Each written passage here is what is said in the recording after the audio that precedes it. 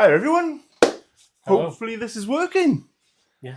As promised, tonight for the third live stream this week, which is miraculous and things ain't broken or anything. We've got Mr. Dave Loxley of SOAR Commitee fame. That's me. And tonight you are going to be Building a Associated B74.2 Champions Edition. So the carpet one with the slipper collection. Yeah, which I'm not going to be using. I'm going to build it anyway. So. Fair enough. It's a bit late for the 74.2, isn't it? It's been out a little while. Yeah, the new one's probably going to come out next week now. Yeah, well, I'm hoping so because I'm Striver 4-wheel drive. I've been like holding on for the maybe PR racing coming out, and Mr. Paul Meller, which might be there. Hi, Paul. He's been saying, "Oh, the new one's going to be out soon. The new one's going to be out soon." Yeah. So I've kind of been hanging on. I was really hoping the new 4-wheel drive Mugen would be. Yeah, not heard anything about that. But No. 2 weeks after I bought my B6.4, the B7 got announced. So should be pretty close. Yeah. Awesome. Do you hear that? He's bought it. We can have the new ones now. Do I just like have you on their database? Hang on a sec. We haven't sold the last one. Yeah. Dave hasn't bought his yet. I think there's a few people who are on that database. So it's fine. Fair enough. So for the people out there, I know you from SOAR. Yes. Because you're one of the bigwigs. I am. I'm the bigwig. You're the bigwig. Yes. I'm the chairman. You're the chairman. Yes. So which really means you work all the time and Rich does everything, yeah? Yeah, I work a lot, so Rich does it all. Oh, bless him. But that's fine. He doesn't seem to mind. So how did you first get into winch car racing and stuff? I started when I was like 10, like racing touring cars at Don Valley, which is no longer with us, sadly. Don Valley Stadium. And then did that on and off till I was like a teenager, and then took a break, and then came back just after lockdown. Oh yeah. Got into buggies again, and I've been doing it ever since. It seems to be a common life cycle, especially around us lot. Did it when we were kids. Yeah. Didn't do it for years, and then thought, oh, I'll give that a go again. Yeah. I've like 3 or 4 hobbies on rotation that I go through. So now I'm in my RC car phase again. But it's the longest I've ever done it for, without stopping now. So this is quite shameful because you're a lot faster than me. And actually, before you just mentioned that, I thought you did it for a bunch of years when you were a kid, and then had a bit of time off, and been doing it again for a big bunch of years. Yeah. No, it's just I'm crap. Thanks. You said it. It's people can see the results on RC results. Yeah. Terrible, especially this year. I mean, absolutely terrible. You can tell with video uploads as well. That's why we've not had any race reports. It's because there's nothing to talk about. It's because I have to be like, Barry beat me. Yeah. Again. We don't talk about Barry. You interviewed me at DMR, and then that video never came out. Oh, well, that weekend was terrible. Yeah. Because we started off with so many good intentions. We did like how do you think the weekend's going to go? What are you running and all that? And then after the first 2 rounds, we did a catch up, and then my weekend just went to hell. Was it the 2-wheel drive or the 4-wheel drive that was first? Either way, I just broke everything. Yeah. I wasn't even getting enough time to change out my shock oils or anything, and I was just so bad tempered. And then the second, I was like, not doing anything. Yeah. It's a lot, like filming as well as I'd imagine. Yeah, well, all the other stuff, so. I was kind of hoping with it being a regional, and they say, "Oh, keep to an hour around." They never do. No, no, we'll just hack through it. It's like, this is my entire weekend. I want to relax. Yeah. I'm just doing the one class. I was like, oh, it'll be fine. Because I managed some of the SOAR things, we're running 2 classes. But Paul's got this awesome idea now of us live streaming racing. I'm not sure if he's quite aware of the logistics that's going to put me through, but but one class for you, I think. Yeah, from now on, no classes for me. I'll just walk around with a camera, holding microphones in front of people. It's all right. It's not like I'm improving anyway. To be fair, I probably started off better, than I am now. It'd be better if I don't race anything. Yeah. But no, actually, it should do quite well because one of our most popular videos was the one I did of the first outdoor round. Yeah.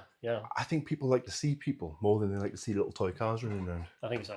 Yeah. So they just like to know that there's other people that are weird like them and still play with toy cars. It's good to know. Yeah. Anyway, well, now Mick on Saturday, his build was 4.5 hours. Yeah. And we don't want to do that tonight because it's a work night. So if you want to start, I'll get started. On with stuff, I'm not. Well, I shouldn't say this. I'm going to try and do it in 3. Oh, we'll challenge is down. I've already built the turnbuckles, so that's something I don't have. Well, Mick got me to do the turnbuckles anyway. Yeah. The other thing is, he's been at Robin Hood all day and he hasn't eaten yet. So we've got takeaway coming. So it's his fault that my diet is all shot for today. Yeah, but, sure. It's all his fault.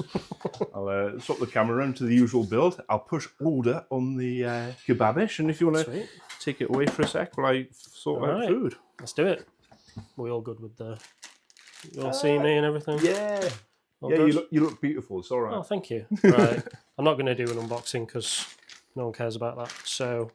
Told you, mate. First thing I'm going to do is I'm going to get the pistons on the shock shafts. Let the thread locks set a bit so they don't pop off. Oh! Do you know what? That might be why my shocks keep on falling apart. Yeah, I never do that. Could be. Could have something to do with it. That's happened like 3 or 4 times to me now.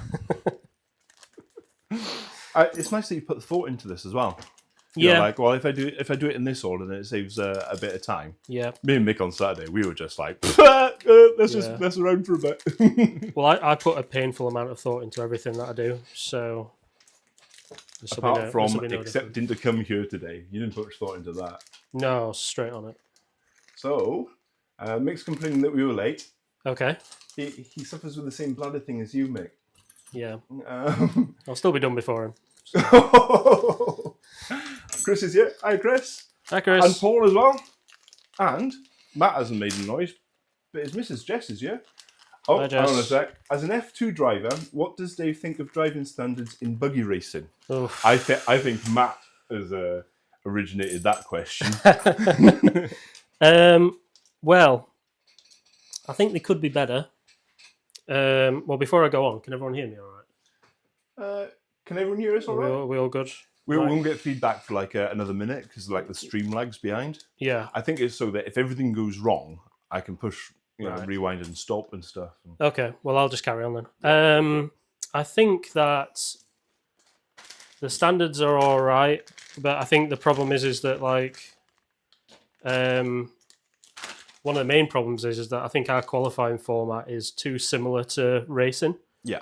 Because they say you're racing the clock and you're not racing other people, but you kind of are racing other people. We always race other people because if you're 1 and 2 with another guy and has just got the stagger separating you, you're basically racing. Like there's no. Have you got a little tray I can put stuff in? Yeah. Well, there's those yellow things there. Sweet.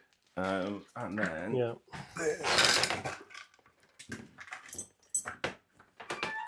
those as well. Yeah. So there's that. So I think people get a bit too competitive in qualifying. And I think it's just there's not enough. Regionals is the only time when people will really get refereed unless they do nationals. Yeah. So, and the referee obviously can't look at everything. So no, as you know, I've tried commentating a little bit where we've been at SOAR. Yeah. And it is very hard to even tie together talking and keeping an eye on the first 2 or 3 people on track, let alone what's going on all over the place. Because I referee at regionals, as and it is difficult. So yeah, I don't know. I think they could be better. It depends on the person as well. Like some people are like too kind.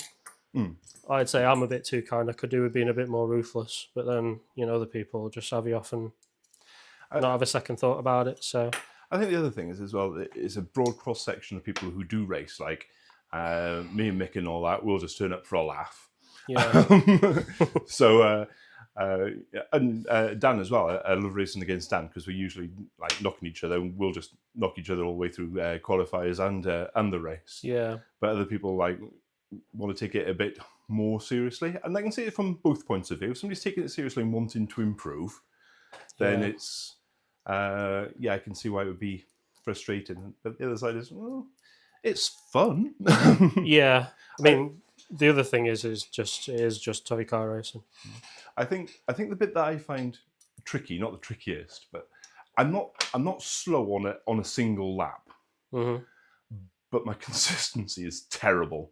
Yeah. So I'll often get lapped by someone who's slower than myself. Yeah. It's like, and now I want to go past you to try and make up, a bit of time. But I really shouldn't because you've just lapped me. Yeah, it is tricky, isn't it? Like, you just have to wait for them to crash and then hope that they don't catch you back up again. But that never happens for me because the person who's slower on an individual lap is also far more consistent than me. Yeah. So I'll just crash again before that happens. Yeah, so in conclusion, not terrible. Could be better. Fair enough. I know, some people are a bit... I think some people do take the mick. I think it's the ones that take it seriously and then still, like elbows out, and it's like, you can't have it both ways. Either we're here for fun. Yeah. We've got a few more people. Yeah, we've got Ed. Hi, Ed. Mr. House of Carnage there. We've got Team Smedley RC, so that'll be Charlie. Smedders. Jess and Mick says the sound's all good. Sweet. And so does Chris. Very good. Oops, sugar. I'm trying my best not to swear too much. It's all right. I put us on 18. I think I put us on 18 plus. All right. Well, Charlie's gonna have to turn off then. Oh, Mick's cheating as well. See, Mick's masked up his the body shell for his new truck. Nice. And he said he was going to come down and spray it this week. And then I said, "Oh, well, we can live stream that as well." And then he said, "No, sorry, I've already started painting it." Oh no. Oh, Jacob's here as well. Hi, Jacob. Jacob. All right. Right. I'm actually going to get the instructions out now. It's all right. Mick's up there with the instructions on that as well. Yeah.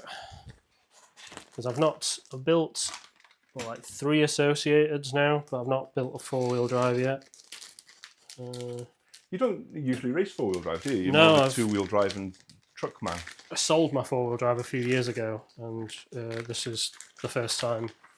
Well, it's the first time building one because I bought that one second hand. But yeah, it will be good. So I congratulated with you with prior planning. It's like, actually, you haven't even opened the manual yet. Yeah. Do you know what? Pages 7 through 12 are horrendous. Those are the bits you're going to want. Yeah, I wish you'd pre-build. I've had a look through them. I'm the kind of guy who reads a manual before I buy the car because I'm sad. So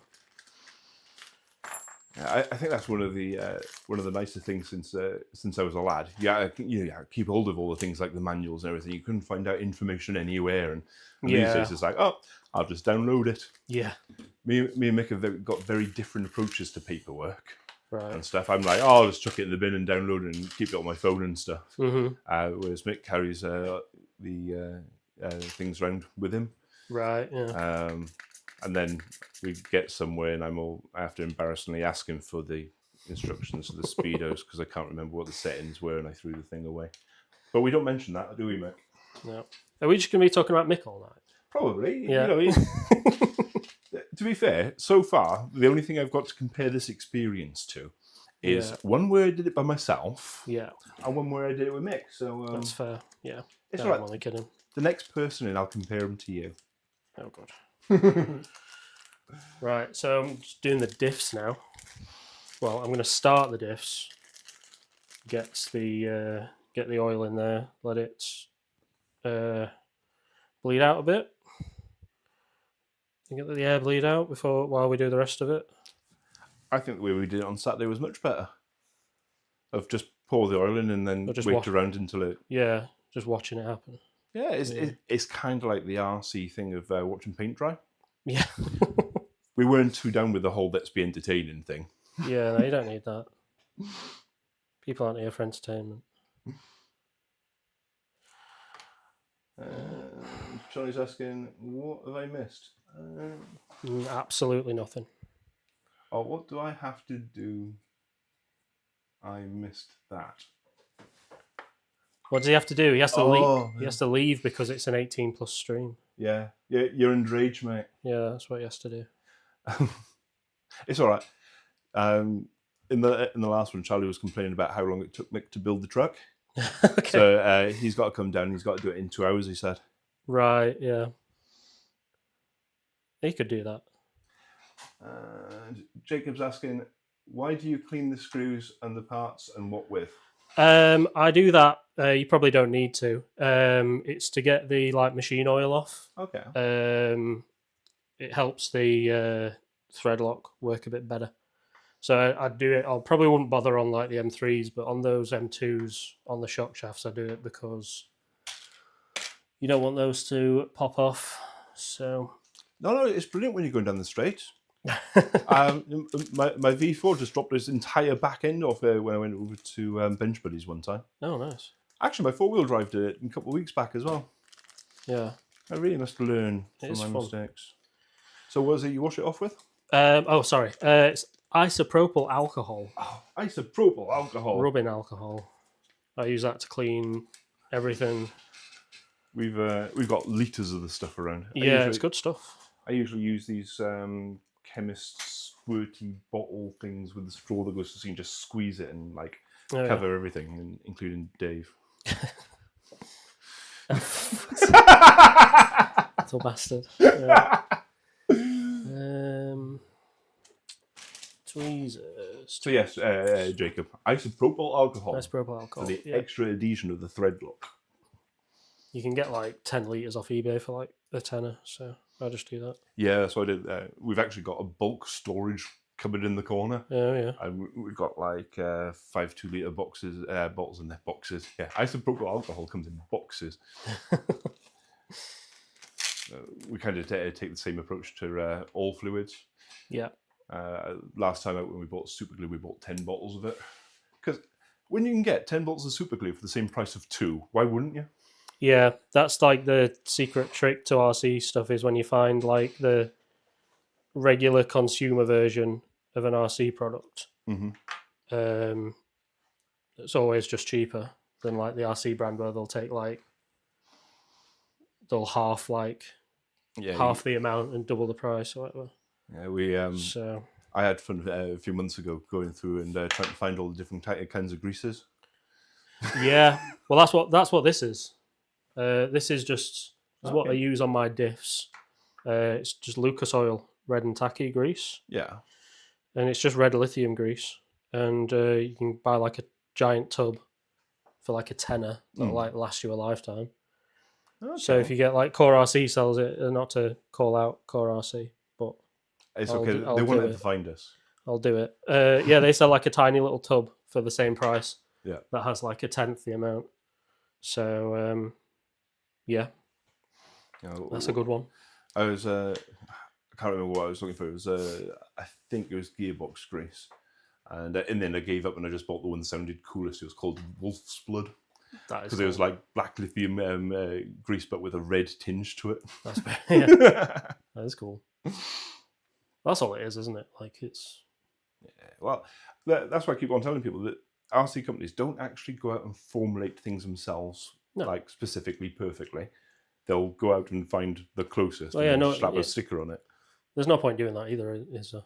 You may as well just use fair, what works. I can make it 2.5 laps round without noticing my suspension's broken. So the microseconds that any particular grease might make difference is not going to matter to me whatsoever. Yeah, exactly. Yeah. Right, I need the grease. Oh, and Charlie's in with hand sanitizer is just as good. Yeah, well, yeah, it's all alcohol, isn't it? Sorry, making some noise. Oh, and he's out with the oils. Yeah, the oils, yeah. Could just use yours, couldn't I?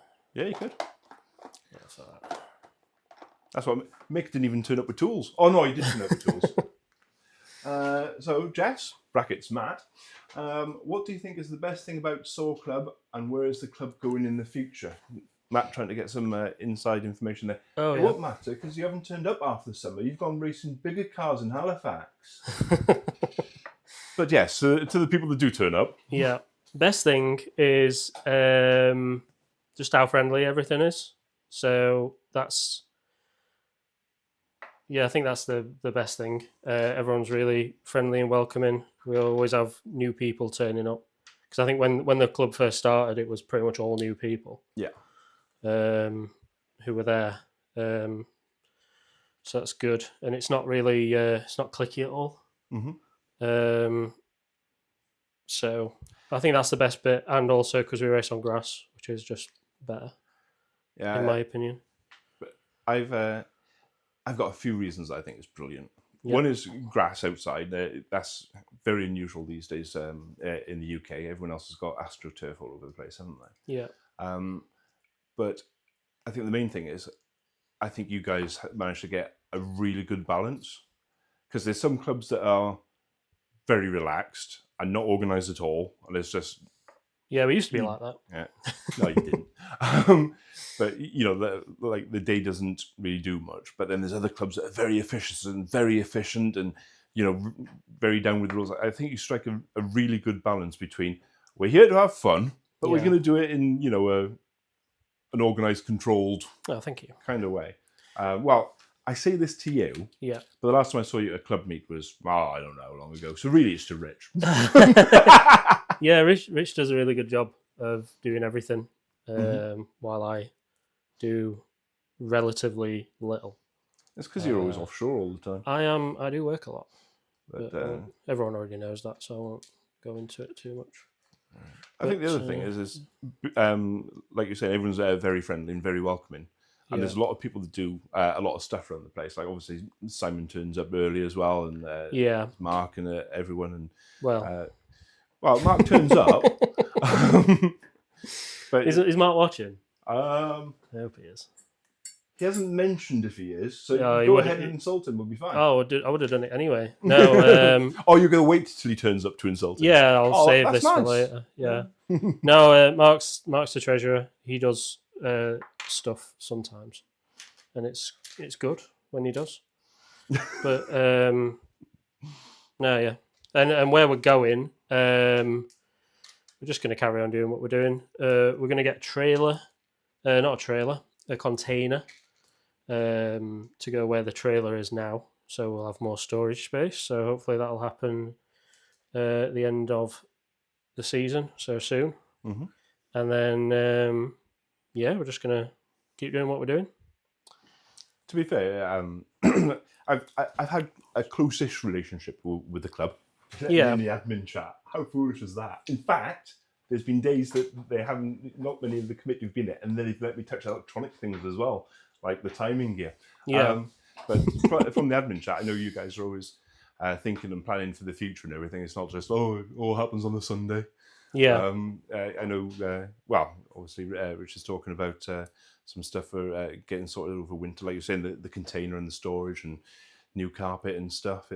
Oh yeah, we're getting new carpet. Yeah. Oh, we'll just miss that one, should we? Yeah, that's not important at all. What kind of chairman doesn't mention about the carpet? Do you know what I'm looking forward to, though?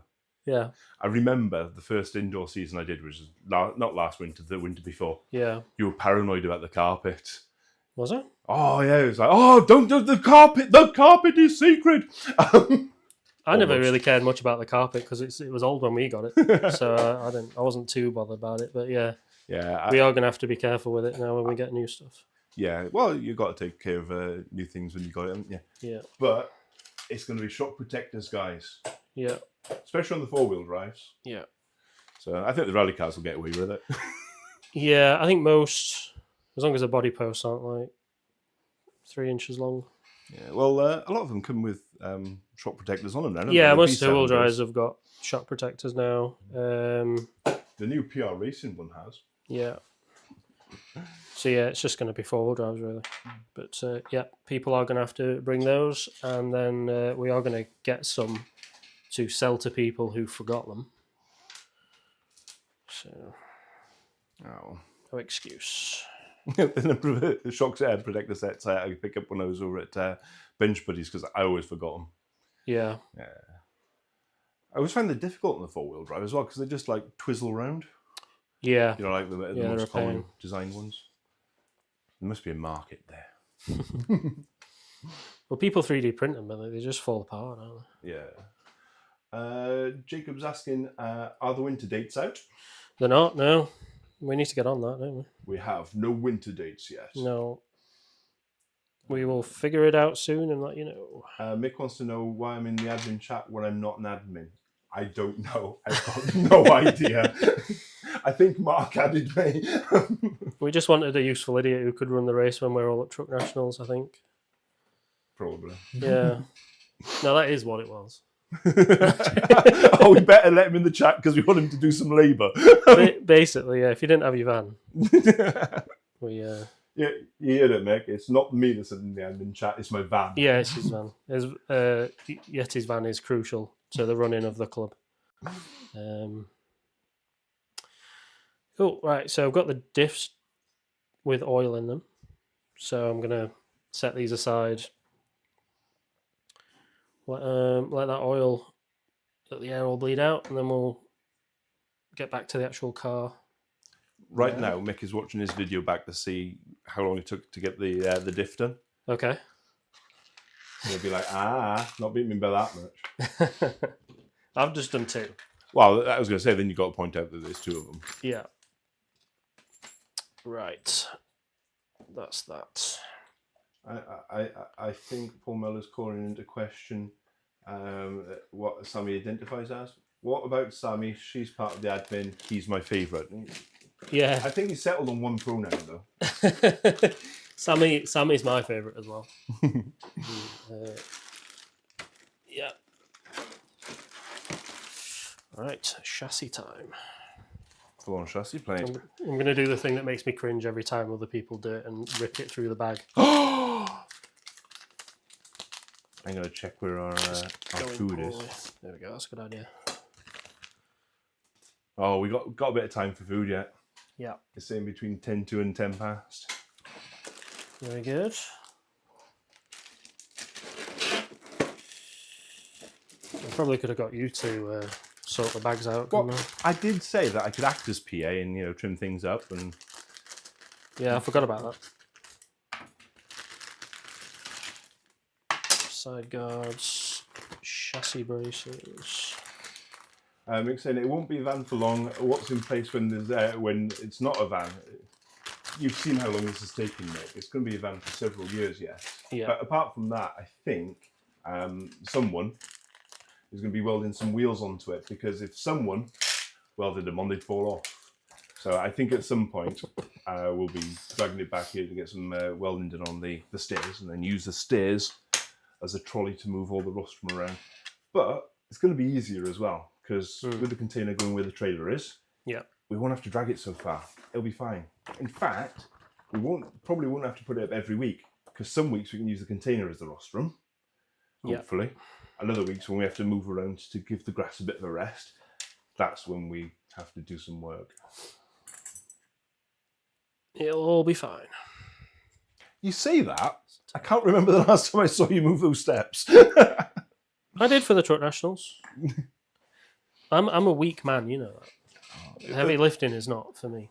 It's a good thing that everyone who's here is from the club and knows what we're talking about when we're on about the steps. Anyone who doesn't go to SOAR doesn't know that it's like a half-height fire escape set of steps, like galvanized steel, heavy as. It takes a load of us to move them across the whole car park.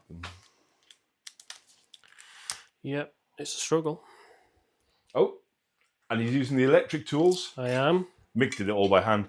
Oh, God. That's another reason why this won't take me 5 hours. To be fair, we messed that one up because we didn't realise that everything was going to be 1.5 heads.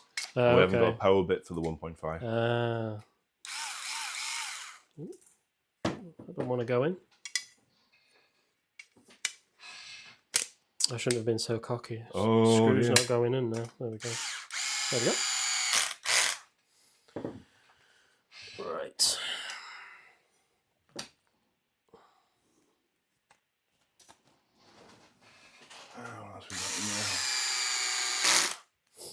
Is that noise annoying for people? Because I can.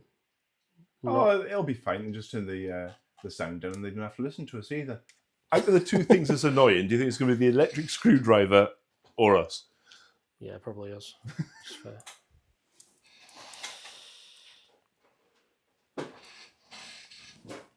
See, you used to run 4-wheel drive. Yes. And then you stopped 4-wheel drive for a bit. I did, yeah. And I assume started the 2-wheel drive on the truck. Yeah. What was the reason for that? And there's a follow-up question. Yeah. Because, with starting 4-wheel drive again, it's going to be the why are you trying it again question. So why did you initially go, not so much for the 4-wheel drive, let's go 2-wheel drive? Well, I can't even remember. I think it was because I didn't really enjoy running 4-wheel drive outdoors on Astro.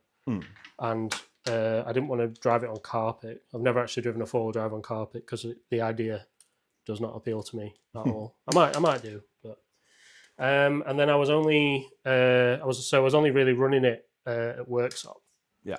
And then so when the Worksop season finished, I was like, well, I'll just get rid of it, and then if I fancy it again, I'll get another one. And then like 2 years later, here we are. What was your 4-wheel drive that you bought second hand? It was a Yokomo YZ4 SF something. And is that why you were running 2-wheel drive Yokos when I met you? Yes. Yeah, I was running Yokomo when I got back into the hobby, and then I switched to Associated at the end of last year. Okay. And it's been good. Fair enough. Yeah. So I know the reason for all the choices I've made. So I started off with the rally car when I first came back, because it was Mr. Lee Dyson that talked me into it. Yeah. And then I saw everyone racing the buggies and the trucks. I was like, because I could do with the truck because, I can go over stuff instead of rolling stuff. So I decided that to go with the buggies because Don was selling his PR. Yeah. And I never actually really raced my 4-wheel drive when I was a kid. I started with the Traxxas. So I got that, and then I just got carried away getting PRs. So I ended up with the 4-wheel drive, a couple of V3s, the V4, the truck, the short course truck.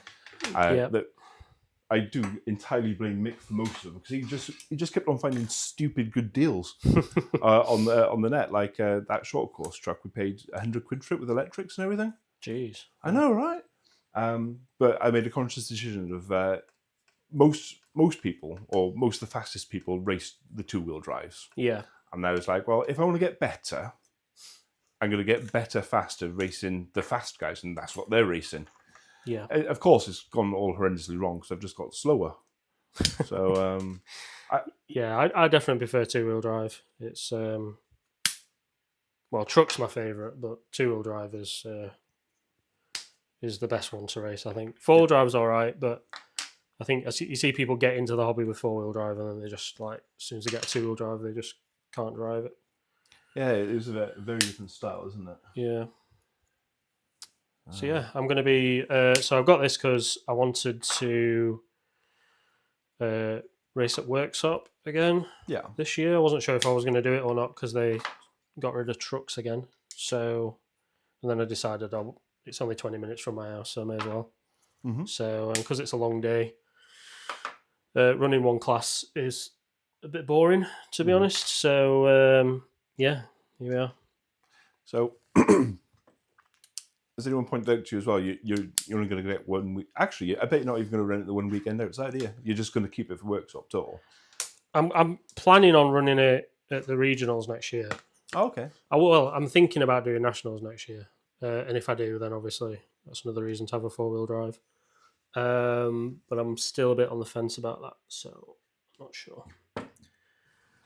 So yeah. Now Mick's getting insulting.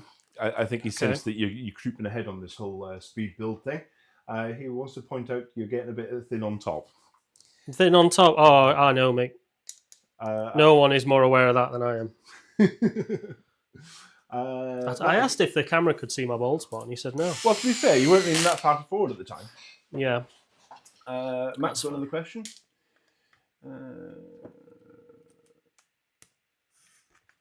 Matt's saying, how do you make the step up from being fairly quick to being able to keep up with people like yourself, Richard Simpson or Rob Fox? I seem to have found a hurdle, perhaps in driving style. Who asked that? That'll be Mr. Matt Holroyd. Oh, okay. I thought it was Matt Smedley, and then I was like, well, he's done that this year, so I don't know why he's asking. I know. And Charlie. They're both like lightning this year. And Barry. I'm not sure, to be honest. Yeah, Barry's got quick this year. I don't know. It just tell you what helped me was racing touring car. I've not done it in a few years, but that did help me.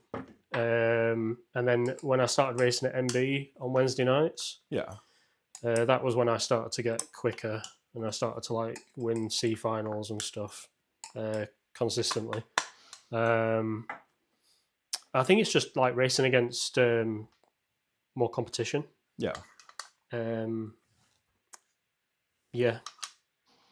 think that's it, really. So kind of similar to the logic I applied, but actually getting better rather than worse. To be fair, things were going good last winter. Yeah. But that's when I was doing SOAR one Sunday, Manor if they were running the opposite Sunday, getting a few Wednesdays in at MB. And since we've gone outside and I've just been, I'm only doing, like SOAR and regionals, I feel like I've gone backwards. Whereas Barry, who's hardly shown up this year, really has picked up. Charlie just wants to point out that, wow, Mick was still trying to open the box at this point. Thanks, Charlie. We're not going to live this down, Mick. No. There's both of us working on that, I'm having a hard time concentrating and talking. Well, this is all part of my cunning plan, you see. I'm going to distract you so that we have some sort of focus.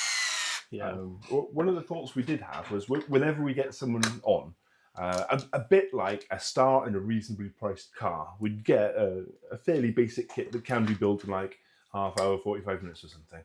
And then we'd have a leaderboard of someone would come on, build the kit, we'd time them, talk about stuff, and then have a leaderboard of time. So we need to choose a kit that takes about half hour, 45 minutes. It doesn't necessarily have to be an RC car. It could be other things as well. Yeah.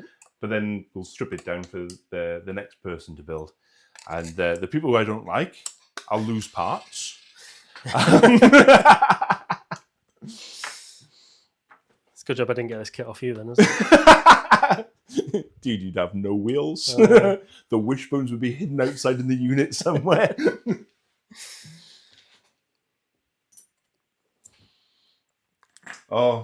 And now Mr. Simon Charity's arrived. There we go. And he's throwing it down to you. Right.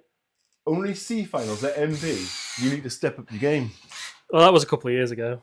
But yes, Simon, it was a couple of years ago. Yeah, I can't go to MB anymore. No? I work in Chesterfield, which is annoying. I can't get there in time.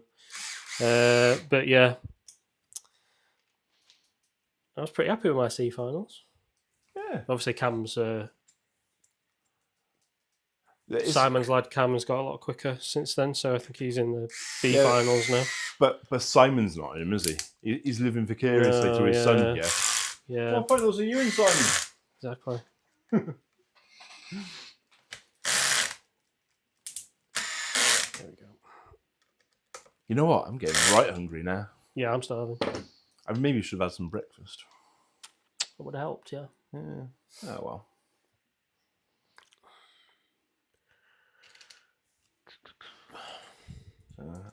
I suppose I should give an update of more things that I found about the new PR racing buggy. Oh, yeah. Unfortunately, since the last load of stuff that I found out, I haven't found out anything more. I was busily scouring Facebook just before we started. Mm-hmm. That was the bit when you were in the toilet. Trying to find out if there was anything extra. Because I'm quite interested by that. I think it's looking right. You said it looks like an extra.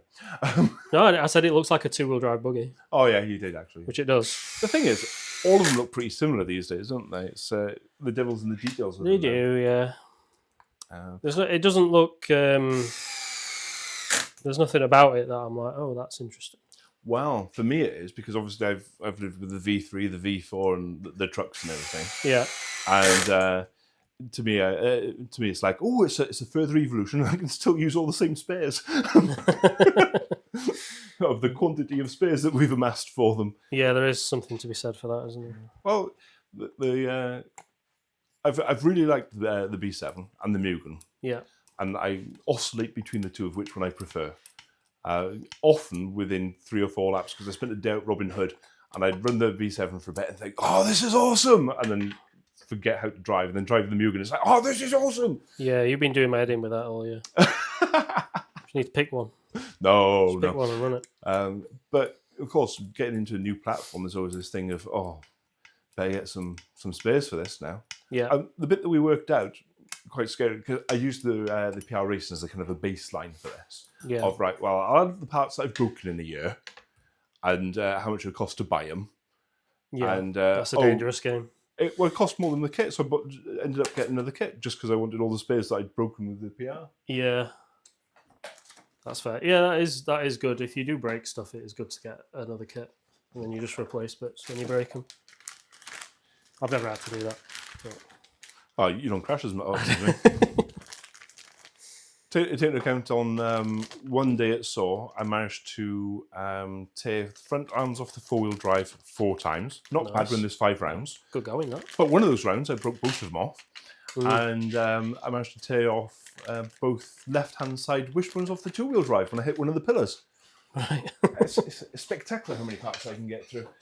Mick's getting a bit shirty in the comments. He wants me to confirm that I've ordered the RC Racing BH1ST yet for Charlie to build, because he wants to see if Charlie can actually beat the 2 hours that he professes to be able to do. Yes. So Dave referring heavily to the manual now. I've got no idea what's happening here. Oh, go on, tell me you screwed something on upside down. No, I did actually. I had my first unscrewing something earlier. I put something in the wrong place, and we missed it. I didn't mention it, but now I have. So.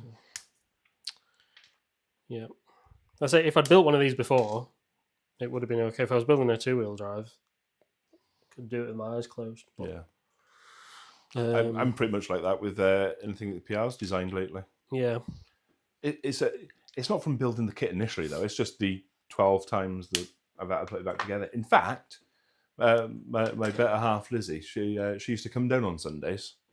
Yeah. And there was the day that I broke the buggy like 4 times. She rebuilt the front end for me 3 times when I was marshalling running the 2-wheel drive. And then she was like, I'm going to go now. So, oh, look, there's just one more round and final. Stay for the next round. Yeah. She stayed for the next round and I broke it again and she ended up putting it back together. She's long suffering, that one, bless her. Oh, no. Oh, Matt wants to know, why stadium trucks? Why stadium trucks? I'm not sure if it's a philosophical question. There's a very good answer to that. Mm-hmm. Because when I got into the hobby as a kid, gas truck was like really big. Okay. So like 10 scale nitro truck. Mm-hmm. And so the thing that got me into the hobby was like RC Racer magazine. Yes. I got one of those. This is going to be a longer story than it needs to be. But, yeah, so I got one of those because it had a Subaru Impreza, like a 99 Impreza rally car on the cover. And I didn't even realise it was an RC magazine. I just got it because I like rally cars. And then I realised what it was. And then loads of the cars in there were like stadium trucks. Mm-hmm. So I've always liked the look of them, but I never got one. And then, so when I got back into racing, I was like, oh, I'll get myself a truck. And turns out they're really fun to drive. Mm. So just hit the mic. Apologies. Oh dear. I know. It's all right. Mick dropped the mic. Oh no. So yeah, that's why. And they're really fun to drive. And the main reason I've stuck with it is because of the Truck Nationals. Mm. Because all of my mates go. Oh, okay. And it's a good time. So and we've done the one so far that was in Sheffield. And to be fair, it was a really good weekend. I loved it. Yeah. Having unlimited practice on the one day. Yeah. That was a lot more fun than the regionals, which tend to be very, like. Well, that's why no relax. And I lost my F grading last year because I didn't do the regionals because they all clashed with the Truck Nationals. Yeah. And I chose the Truck Nationals instead because you get more track time, and not to shit on the regionals, but it was good. But luckily, I've been able to do both this year. So So that's my truck.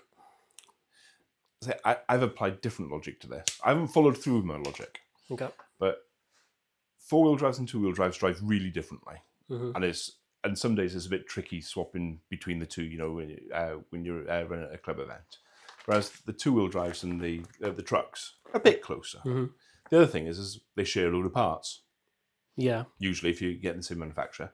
And the other thing is stadium trucks seem to be lighter on the tyres than the 2-wheel drive buggies. They can be, yeah. So my sensible choice should be to run a 2-wheel drive buggy and a 2-wheel drive stadium truck. I never do. Yeah, well, that's what I've been doing for the last few years. I applied the logic then, didn't follow through. Charlie would just like to say that stadium trucks are the best. They are. To be fair, Charlie's rapid with that one now, isn't he? I know, it's crazy. So, but like you said, him and Matt both really this year it felt like last year I could almost keep up with them, and this year it's just like laps ahead. Yeah, well, Matt's beaten me at Sheffield a few times. Yeah, which was a bit eye-opening. No disrespect to Matt, but yeah, him and Charlie have got really fast this year. But I can kind of accept it from Matt and Charlie because, the nice guys, they do a lot of track time and obviously they're doing the truck nationals, they go over Robin Hood and all that. How has Barry got fast? We haven't seen him for months and he turns up. That is a mystery. I reckon when he was like, I'm going to spend August with my family, he didn't. He left his family at home and he just went off to like Scotland or something into an intensive racing camp and came back 3 laps faster around. I've had my second unscrewing. Oh! Not your second unscrewing. I know. Put it in the wrong place. So yeah. But no, yeah, I do love truck. I think the scary thing about truck though is when you start doing it and you're like, all right, I need to get some tyres. 50 quid a set of tyres and wheels. Is it? Yeah. Where are you buying them from? Oh, if you go to MB Models, they're like 20, 25 quid a pair. Pre-mounted. I did say wheels and tyres. Okay, yeah. So if you just get into it, that's quite pricey, especially like, I got to have like 3 different grip tread patterns, for when the grass wears and stuff. Yeah. But I think the flip side of that is the tyres do seem to last longer. I'm burning through rear tyres. Yeah, that's the tricky thing about truck nationals, and I think we're going to change that next year. Is there's no control tyre, so I think next year there's going to be one. Because I've got like a separate hauler bag just for my truck tyres. Really? Yeah, it's a bit mental. Because if you're a tryhard like me and you want to be able to do as well as you can, you need a couple of different types of tread patterns, and then you need different compounds, and then if you find the tyre that works, then you're going to need a couple of sets. So it's a bit mad. But last year when we were coming into the regionals, so the first year that we did, I did them. I got quite excited by the whole thing of, you've got the choice of mesos or pyramids, and that's it. It's like, well, that's brilliant. I don't have to have a shed load of options hanging around. Yeah. But then the speed at which they rate. Do you know what? I've still got 2 pairs of pyramids from the start of last season. Okay, I haven't run them as often as the mesos. Yeah. But sometimes on the grass, I find them better than the mesos, and they've still got plenty of life in them. Yeah, I've not used them in a while. This is now my method of storing tyres. I've gone for Euro crates. Oh, nice. Because we're looking at the storage method for the van. Yeah. And if you look around the place, there's loads of Euro crates. Because I got some that I can fit 2 buggies into, and some that'll take the tyres and stuff. And yeah. I'm very sad for boxes. No, boxes can be fun. I had a bag kind of addiction at one point as well. That's why I got all the Maxpedition bags up there. Oh, right. It's not too bad until you realise in each one of those bags there's another 3 bags. It's just like, oh my God. The Russian nesting Maxpedition bags. Yeah, that's too many bags. I know. That's what I said. Again. Didn't stop me buying more though. Any more questions? No, the last thing we've got is Mr. Charlie professing his love for stadium trucks. I'll just scroll back up, see if there's anything I've missed. You never know, they might be taking pity on you. 2 mistakes now, they might not want to ask you anything else. Cause, yeah, I'm obviously not a pro. Oh, typical bloke, isn't it? Can't do 2 things at once.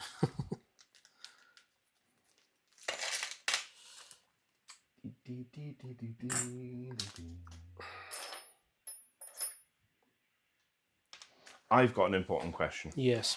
A question that's very close to my heart. Okay. Except Is that the food? takeaway is here, so Food I'll go and get the takeaway first, and then I shall come back and ask my question. Okay. Leave you on a cliffhanger and all that. Right, so I've done all the chassis stuff. Put the battery strap on, but I don't have a battery with me to test fit it, so I'm going to just leave that like that and sort it out later. So now I'm going to do the suspension mounts.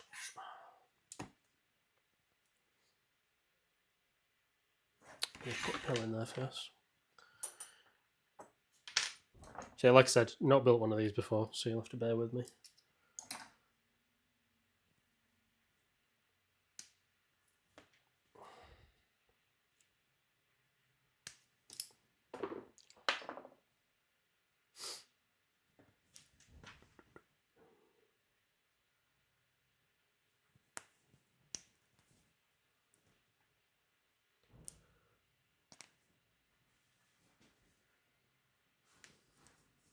Is that?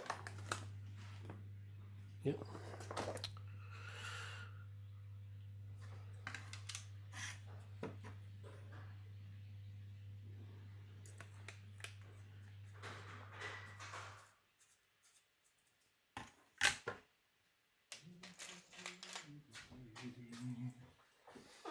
Nice.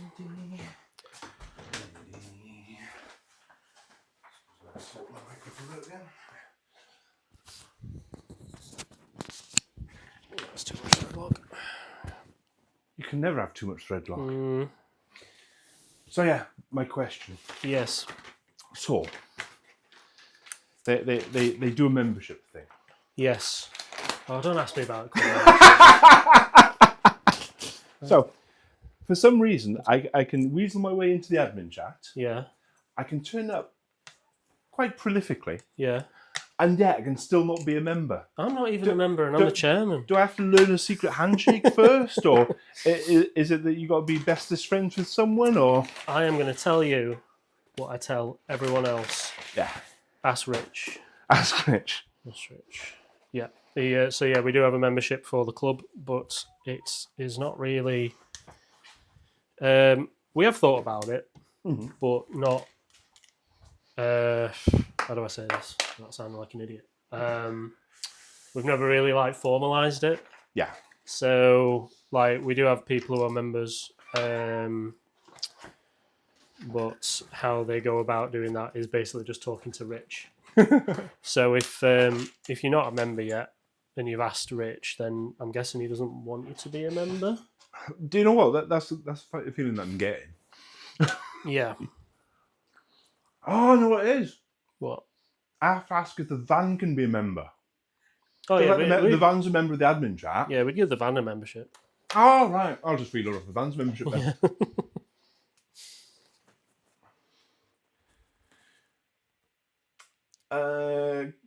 Mick's asking me to state that he could finish the build. He couldn't finish the build due to motor issues and battery problems.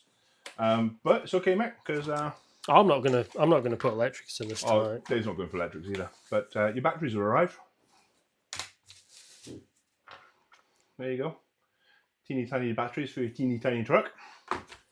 So we can finish that off next week or this week or whatever. And I think Charlie just deleted a message that said it was actually a skill problem or something akin to that. He's really laying into Mick today. He does that. Yeah, you let him get too familiar. He picks on me something chronic, you know. He's at that age now, isn't he? He's just, you know. You know what? I'll eat a couple of pieces of pizza, and then I'll take over screwing things while you have something to eat. You can just direct me. I'll be your remote hands. I'm not sure if I trust you with that. Aww. No. It's my driving that sucks, not my building. Yeah, no, that sounds good, because I'm... Otherwise, you just stood there, starving, smelling the food. Yeah. Yeah, I've not eaten enough today, so. And then you can take control of this whole chat thing as well. Oh, and now Charlie's saying sorry to me. Oh, you don't have to apologise. Oh, Mitch says it's okay.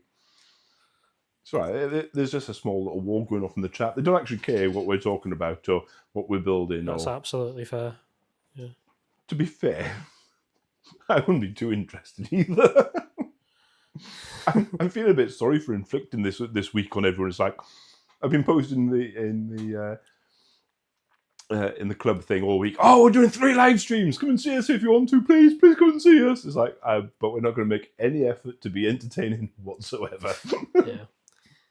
If you wanted entertainment, you should have got someone else on. Should have got a Netflix subscription. Yeah. Have you got any threadlog that isn't terrible? Ah, lovely. Thank you.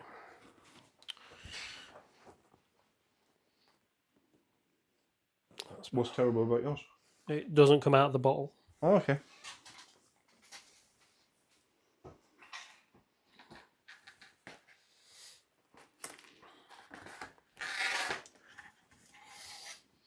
All right, front arms are on. Ooh. I didn't need to ream them or anything. They're all nice and free.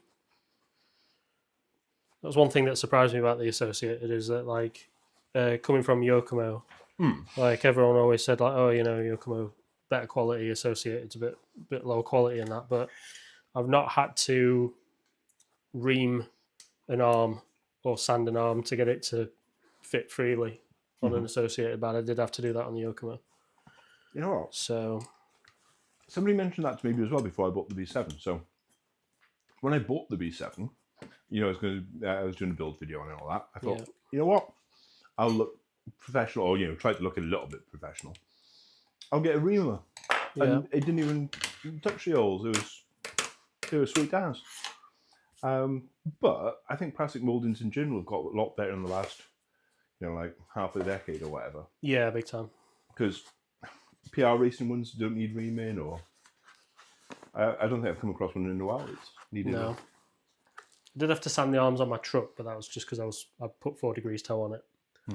So it's cockled over a bit. Yeah. Okay. Right. You can carry on with that for a bit. I'm not doing diffs. Where We we at? have to. If you do like the rear arms, I've just done the front arms. You just do that bit. Right here, yeah. Oh, I get a choosy toe as well. Yeah. You can do whatever you want with that.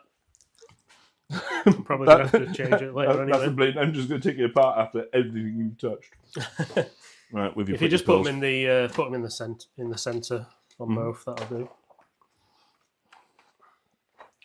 Where have you put the pills? The pills are on top of my. Oh, got it. Yeah. Oh, that bleeding bit there, yeah. So now everyone can watch me eat burger and chips. This is where I have to do my old man face while looking for markings. You know what? You don't use the magnifier, but I do. I've got into the habit now of putting paint. Oh yeah, I do that with a marker. Mm-hmm. I'm not bothering today because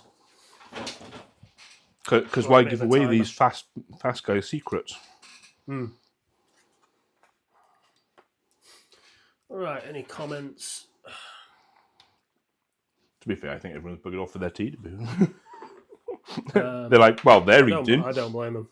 I would be doing the same. Why, Chris Howard? Why Associated when I made the chassis switch? It was basically between Associated and X-Ray, I think. I was thinking about Schumacher. Basically, I needed a brand where they had a truck and that I could get parts for, because that was the reason why I switched from Yoke, is because the truck got discontinued and it was getting harder to get parts for it. So yeah, and then I chose Associated because X-Ray are a bit pricey on some of the spares. That put me off a little bit. And Schumacher, although loads of people in our region run them and they're really well supported and that, there was just some things about the design of the cars that I'm not a big fan of, like the turnbuckles that pop off really easily and things like that. So my entire thing about anti-Schumacher was too many people run them. Yeah, whereas there is that as well. Yeah. Whereas one of my things about PRs, hardly anyone runs them. Maybe it's just so I can blame the car then. It's good to get help with things, but yeah. So yeah, that was left me with Associated basically as the only option. So I've been quite happy with them. It's been good. To be fair, I tried your setup on my B7, and it was nice. I did get on with it, but I'm just some days not changing settings or anything. I literally one day at Robin Hood, I went and did a battery so on the B7 got gradually worse. Then drove the Mugen. I'm like, oh, I'm driving good, and then got gradually worse. Yeah, I think it's. Well, I did that today.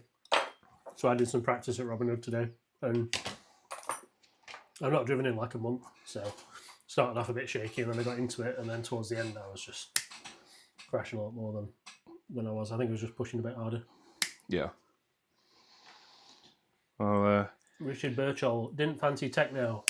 Techno don't have a two-wheel drive buggy, and they don't have a stadium truck either. So they do a four-wheel drive truck. They do a four-wheel drive truck that not a single person in this country runs as a class. So I've seen one. I've seen one at Deerdale. That's the only time I've ever seen a mini truggy in my life.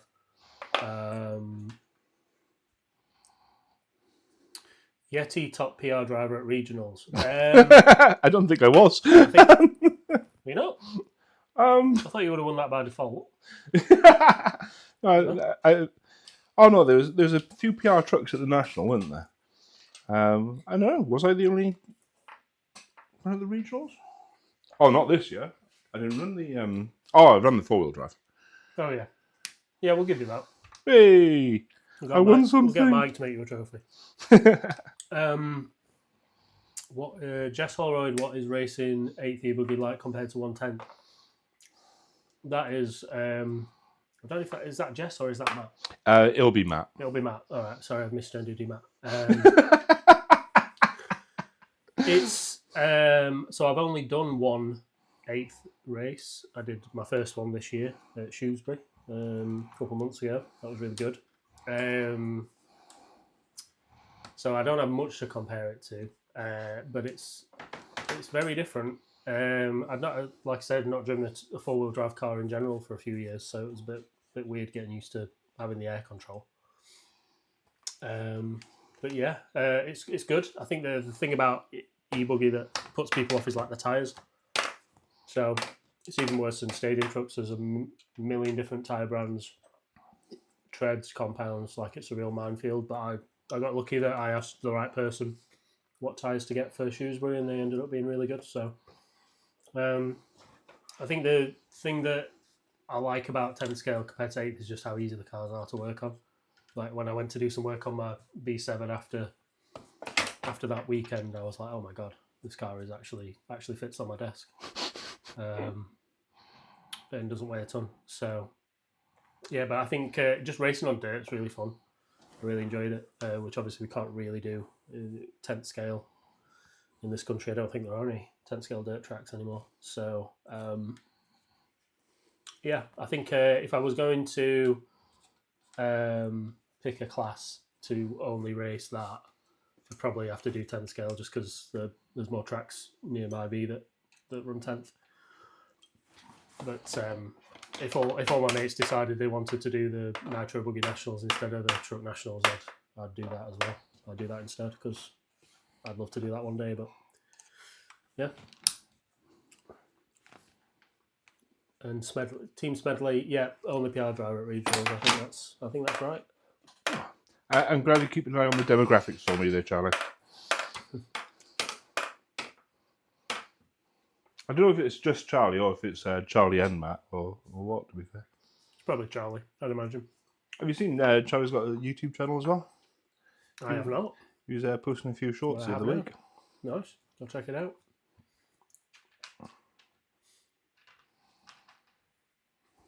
And of course, Chris has got his as well. Mm-hmm. It's just a common thing to do these days. Yeah. Oh. What are you doing now? Did you want the arms the right way round? It'd help me out, yeah. Do you know what? This is where I'm too used to building PR racing things where everything's symmetrical. Mm. So you'd want the 2 holes on the front of the arms as opposed to the back, yeah? Probably. Okay. Yeah. I'll change that round then. Thank you. I'm nice like that. I don't want to totally mess it up. So what did you do the evening after you were at Yeti's? Well, he put 3 things on and messed every single one of them up. So I had to go home and change them over.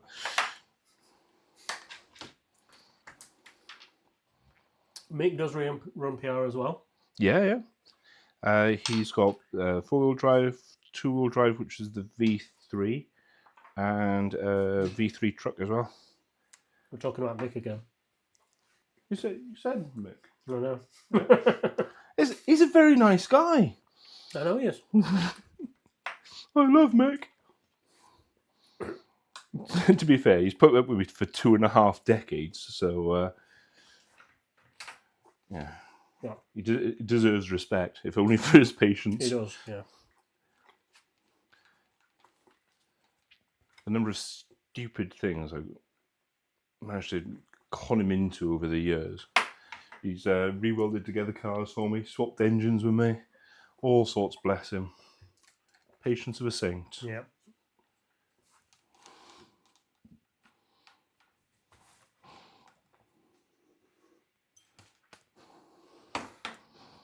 Rich Birchall, when are you getting the PR short course truck? You've got one, haven't you? Yeah, it's there. What's that pink thing up there? Is that a new car, or is that been out for a while, or what? What's the deal with we that? bought that because Mick found it and it was a really good deal. It's the one we got for 100 quid with the electrics, or 110 quid with the electrics. Mm-hmm.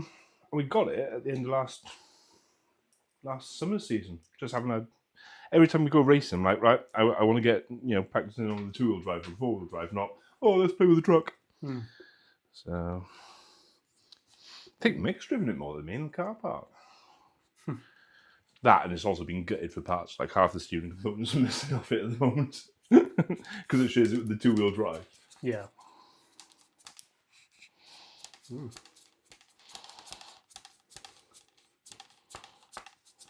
Do you actually measure how deep these things go in?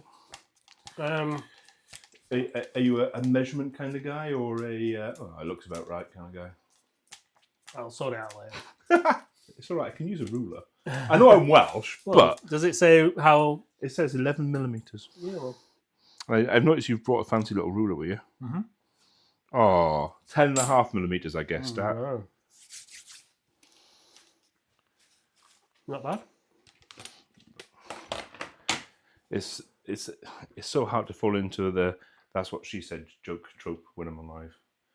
It's like maybe I shouldn't make all the "that's what she said" jokes. I'm going to regret saying this, but I hate "that's what she said" jokes. Dear, I think it was tired and not funny 20 years ago when they did it in The Office. Huh? 20 years have gone by and it's not getting any funnier. It is still the only joke I know. Yeah. Right, it's the only joke a lot of people know. Well, I can't beat the classics. So that's my unpopular opinion for the evening. I'm done with the food, actually. I'm not going to... the chips have gone cold, so... Your chips have gone cold? Mm-hmm. How's it going? All right. Good. There's your arms. Thank you very much. It's all right. I will swap with you. I will have some burgers and chips and read comments and... Right,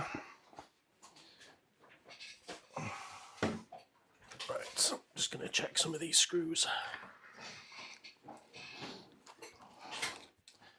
Yep. Keep on threatening Chris that he's got to come on to a live stream. I haven't quite worked out... You should.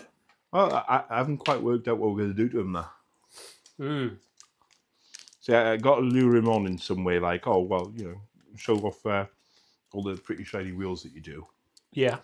And have a talk about him and Saul and how it's like to go racing as a father-son combo. We've got a few of them. Obviously, there's Mick and Oliver. Yeah.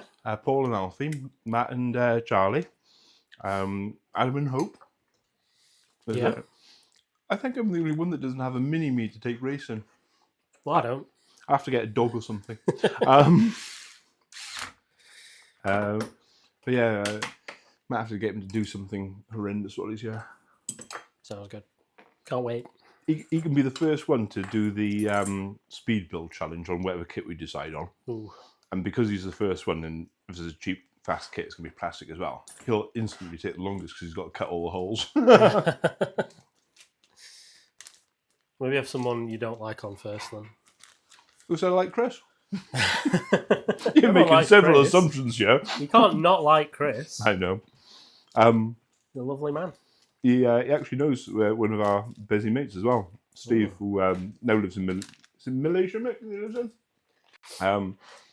But yeah, Chris used to do nightclub promotions at the same time that I used to do nightclub promotions, and Steve used to do nightclub promotions. It's kind of like a little reunion, apart from Steve's in Malaysia. So you've all done nightclub promotions at some point or other? We all do it at the same time. I did it for Club WoW. That's an interesting,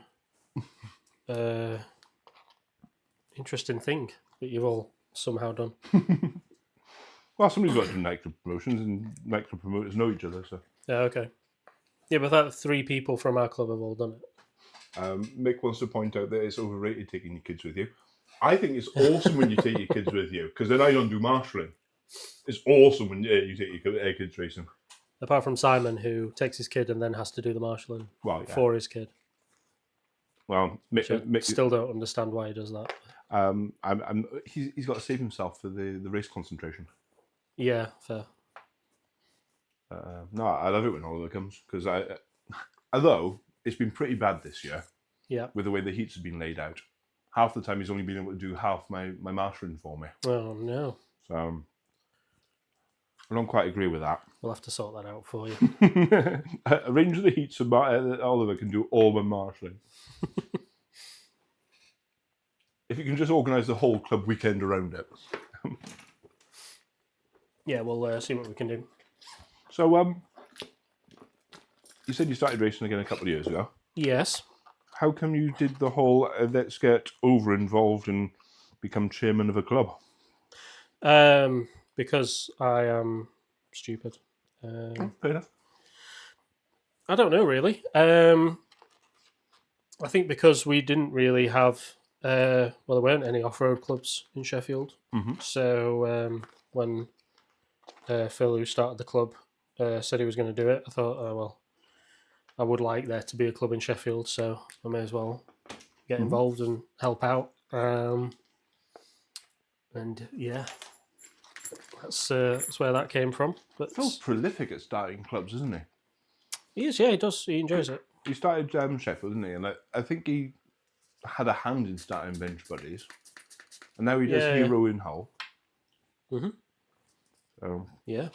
He seems to be very good at finding a venue and starting a thing. Yeah, he's good at getting things off the ground and getting people involved, yeah, definitely. Whereas me and Mick have been looking for a unit for I don't know how long for a bit of tracking. Unfortunately, they seem to want money for units. Yeah, that's not ideal, is it? Have you seen outside though? We've got a big pile of carpet.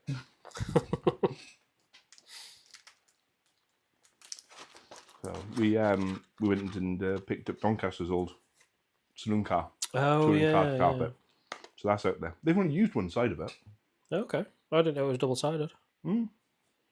Apparently so. Also, we've been told, but then again, newbie, so it might just be Tommy Porkies. But yeah. How come when you sit here, people ask questions all over the place, and then I sit here and everyone just shuts up?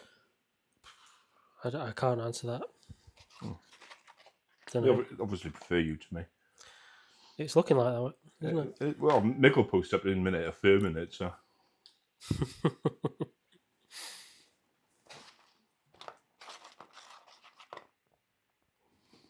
So how often do you do other classes then? Do you still do some touring car or? No, I've still got my touring car. I need to sell it. Oh yeah, that yeah. I want to try to sell you, and then you lost interest. Well, you didn't tell me how much you wanted before I went to Doncaster. It was only the one time I was going to go touring car racing to pick up the carpet. Yeah, no, I stopped touring car because it's just too much hard work. It's just a pain in the arse setting them up and maintaining them. They're just way too fiddly for me. I like a buggy because it's either broken or it's not. So, yeah, that's it. I want to do more 8 scale if I can, if I've got time, which I'm not going to have time. I'm going to try. But then that's obviously just a summer thing. So, yeah, that's it. Basically, just I only really have time just to do 10th scale. So, I think there's a small trend at the moment for a small desire for a lot of people to get those 16 scale trucks or 14 scale trucks and put them in the fun class. I know Charlie and Mick are on about it. I think Mick was trying to talk Barry into it the other day. And now I'm going to have to be quiet for a little bit because this burger is huge and I have to put my mouth around it. Which I don't think anyone wants to see. So I'll just turn that camera off. Well, yeah, I was hiding in the corner when I was eating. I did tell you there was a button there to turn it off. Oh, I didn't hear that. Best track stroke event you've raced at? Question to both of us. Ooh, you go first. I've got a mouthful of burger. Okay, I'll go first. Track stroke event I've raced at. Probably the first Robin Hood Classic. So I bought a car specifically so I could do the first one of those, which ended up costing me way more money than it was a Yokomo B-Max 2, and I bought it from a guy in Australia, and it had been ran on dirt its whole life, so it needed a lot of work, but it was fun getting it up and going. But yeah, that was a fun event. That's probably the best track I've ever driven on. That the GT track at Robin Hood. They held the Euros on that when it was still dirt, so it's just a really good layout. I still got to go over and interview James about the origins of RHR. Yeah, that'd be interesting. But yeah, that's why, and that's and Rob did a really good job running that event. So yeah, I think that's probably that. What about you? It's going to sound like I'm just a Me Too thing, because Robin Hood as a venue, I think, is amazing. Both tracks. Yeah. I still can't believe that track is half an hour from my house. Well, it's just such a brilliant facility. Yeah. I can't believe there's not more things that go on there. It's my big thing. Yeah. But having a facility that you can practice at, if you can get there and stuff, is brilliant. And obviously having a roof over your head while you're there and stuff. Best event. I really enjoyed the classic that I went to this year. Yeah. But it was very overshadowed by I was having a terrible time in not being able to drive. Yeah. And you were on the Astro track, weren't you? Yeah, in the wet with the RM. I didn't go very well that weekend at all. I've really enjoyed the weekend ones that we've had at Sheffield. Yeah. Both the truck. I always like Sheffield because it's like racing at home. Yeah. Oh, I would actually. Yeah. No, you carry on. But we've had some absolute laughs at different events that we've gone to for the regionals, and I think it's brilliant when there's a bunch of us there for the weekend racing and having a bit of a social thing after hours as well. Yeah. I remember it had so many laughs this year at A1 with the guys and stuff. It was brilliant seeing Barry's caravan almost float off at the first A1. That was good. I think everything almost floated off that day. That was pretty bad. I was going to say, as well as the Robin Hood Classic, I would say the Truck Nationals that we had at our club last month. Last month. Yeah. Because that was obviously it was a bit of work getting it all running, but a bit nerve wracking as well because I knew a lot of the guys who running at Truck Nationals, and I wanted to do a good. We go to some really good tracks like EPR and Bolton and all that. So I wanted to put on a good event for people, which we did. So that was a big relief. And I think though, I think this is some acknowledgement due for a lot of the places that we go are semi-permanent. Yeah. Yeah. At least like there's the track's mostly there all the time or whatever. I don't think there's many other places we go that are totally pop up. No. And still put on a good event. Like, I haven't heard anyone say anything, about any of the regionals and nationals that you've held at SOAR that it's like, oh, this was pants or whatever. Yeah. And every time you're starting from nothing with the build up. Yeah, I mean, we give ourselves the whole like day before to set up, which helps. But yeah, agreed. It's a lot of work, but it's worth it.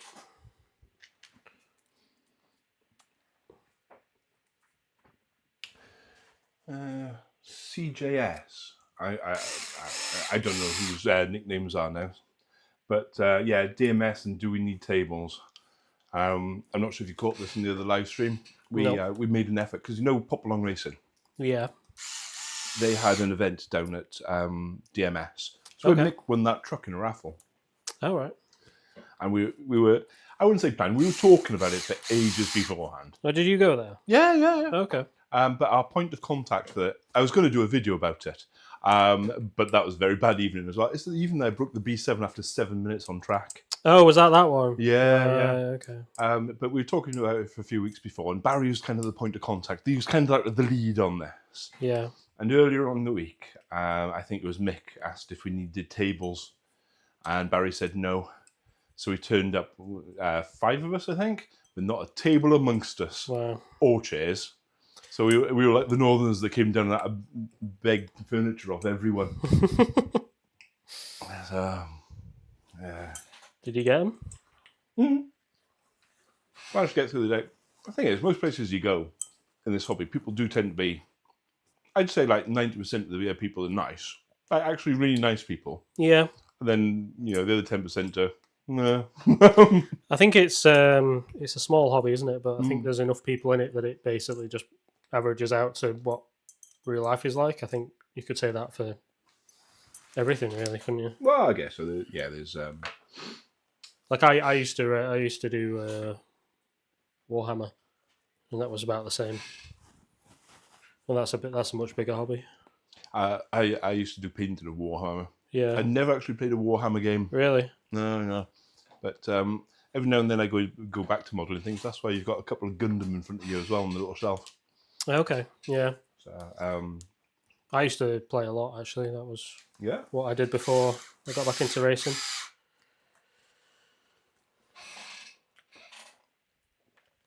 CJS is Matt. Oh, Smedley. I'm guessing so. Sweet. Hang on a sec, what's that image? You know what, it might help if I clicked on icons and stuff. I bet it doesn't work on this. Oh, I get moderator options, yeah? Well, yeah, I would think so if you're running the stream. Yeah, but I haven't adventured through them before. Well, we know everyone is in the chat, don't we? So we don't need to ban anyone. Well, Barry's not turned up yet, so yeah. There's no one else I would actually ban. It's fair.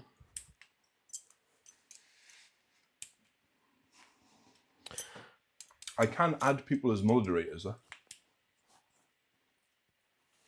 though. That's a dangerous game. I know. It's like being a kingmaker.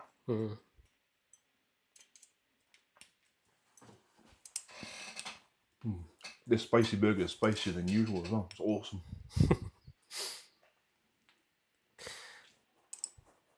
So we've not talked about the car in a while, so I'm just building something up there. Just building the diffs. Got the diffs built. Just tightening them up. And the diffs are done. Oh wow. 2 whole diffs done? I know. How was that? How long are we going for? An hour and a half. Wow. I don't think we'll make the 3 hours, but... You don't? It'll be close. You haven't started shocks yet, have you? No. Well, sort of. I put the pistons on, but no. I'd say if you were further ahead with the shocks, you were still with the chance. Yeah, well, Yeti wanted me to build the shocks before I came, but I thought that would be cheating. And also I didn't have time. Right, so we're on the gearboxes now, which is going to be a really fun thing to do, where hopefully I don't get it wrong. So we'll see. It's really good if you put one diff in the wrong way round. That is something I would do, yeah. I don't know anyone who's done that. Except Mick admitted to it the other day on the live chat. Oh no. Don't need that actually. What we could do, we could actually zoom this in a little bit. Oh yeah? Yeah. Oh, there we go. That's better. Right, you can see now. Alright, we've got a bunch of stuff here. Bearings and all that.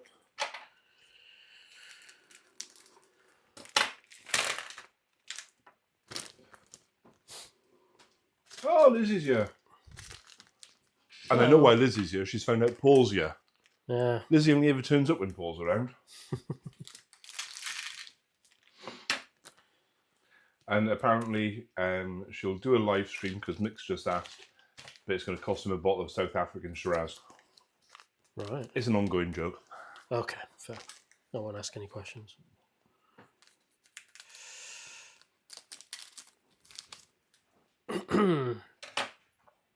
Paul was here anyway. I'm not sure if he's dropped off.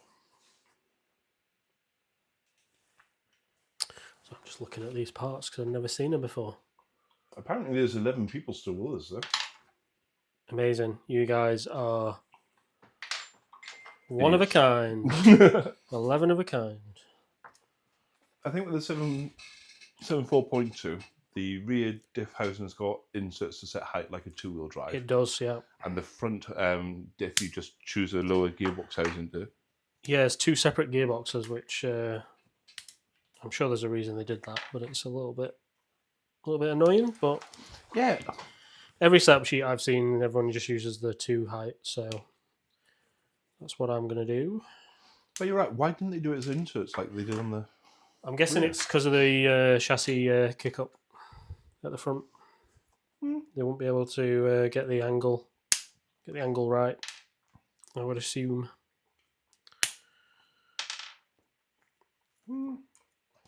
Possibly. That's what I'm guessing. I mean, I don't really know. But...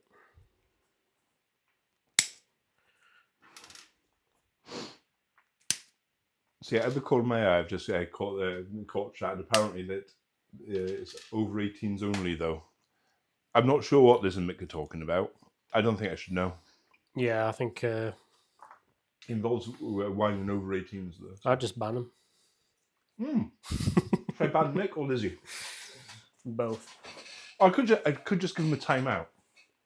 Yeah. Which is a bit like chucking a bucket of water over a couple of dogs. Nah, I'm only kidding.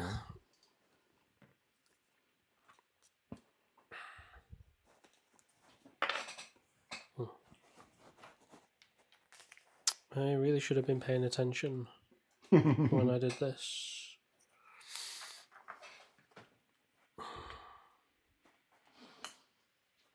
Matt wants to know, can you combine the interview build sessions with the Hot Ones style hot sauce eating? You'd have to do that without me because I cannot eat anything spicy. But that'd be good. I can handle moderate. Moderate, yeah. I can handle nothing. I used to do car shows with MX-5 nuts. Yeah. And some of the guys there used to take really hot sauces with them. Mm-hmm. I can't remember what one was called, but it had a tasting spoon and a little chain around it. Okay. And the bowl of the tasting spoon was the size of a pinhead. Wow. It was tiny. And it's like, well, it's got a stupid little spoon on it. Because it's that hot. Yeah. Anyway, at the time, I didn't used to eat the spicy stuff, so I didn't try it. But if you can imagine how hot this sauce might be, one of the guys had had a couple of beers, and he decided that he was well hard. Yeah. And he just poured it all over his burger. See where this is going. It wasn't pretty. It was afternoon drinking as well, because it was a weekend show. Yeah. So it was Saturday afternoon. We weren't going anywhere until Monday morning. So it was full-on beer time. But he spent 6 hours asleep, or actually lying down at least, groaning underneath a hedge. We think he was asleep for some of it, but he was not in a pretty state. And we just got this one picture of him. He's like curled up in a ball under this hedgerow, and his missus is like just storming away from him. Just a look of thunder on his face, on her face, and it just looked like she just kicked him right in knackers, and he'd fallen to the ground, and she was storming off. Yikes. Mick's off to deliver some wine, and Lizzie says that's all right because it looks like I'm busy anyway. You know I can read these things you're writing. But Lizzie did say that she did the hot sauce challenge. All right, let's do it.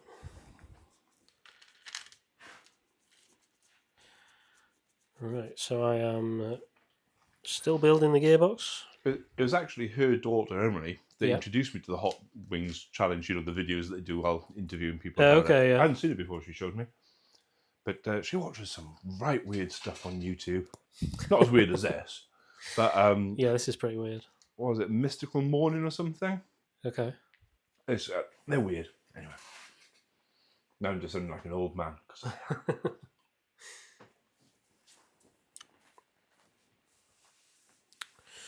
Right, front diff is in. The mesh feels pretty good. Oh, no need for shimming. Well, it came with a couple of shims, but I'm just going to grease it up. My little syringe. Do you know what one thing that I was a bit iffy over with the 74.2 is with the PR racing, all the diff internals and the diff crown gears and the pinion gears driving the crown gears, all metal. Yeah. Which is probably why mine looks such a racket going on the straight. But it's all plastic in the Associated, isn't it? In the Champions Edition Dirt one it is, yeah. Because I made that mistake. I wrongly thought that it came with the plastic and the metal gears. Okay. Because that would have made sense. But I bought one and it just came with the plastic gears, which for running at Worksop probably would have got away with, but I do want to run this outside next year, so yeah, send that back. And got the carpet one because it was cheaper to buy the centre diff for the carpet one than it was to buy the metal ring and pinion gears for the dirt one. So do you know what? I've read quite a lot between the two, and that is one difference I hadn't realised. Yeah. So it's a bit weird because the Champions Edition is meant to be an upgrade, which, I mean, for me, they should call the dirt version of the Championship Edition like the stock edition. Yeah. Because that's basically what it is, but it's a good job I'm not sponsored by Associated, isn't it? So... Well, if you're sponsored by Associated, you probably wouldn't care what they call them or whatever. They turn up with all the bits. Yeah. Someone posted that you'd already had your body painted. I did, yeah. It's a different body. Oh, okay. That doesn't look very painted. Forgot to bring it with me. Oh, Dave! So I was going to give him a shout out and show the body, but... would you paint it? Sorry, Gareth. Gareth Jane. He is a guy I know from racing, and he paints bodies. And he's pretty good at it. He's very good at it. Oh, okay. So does he do it as a business? He does. It would be nice for you to give him a shout out to all your club members that are watching. And... If I could try and remember what his Facebook page is called, I'm pretty sure it's GJ Paints. Oh, okay. GJ Paints. Because that's his initials, and he paints. So I'm guessing that's why he went with that. Oh, sorry. Now my missus is insulting me. Oh no. Can't have that.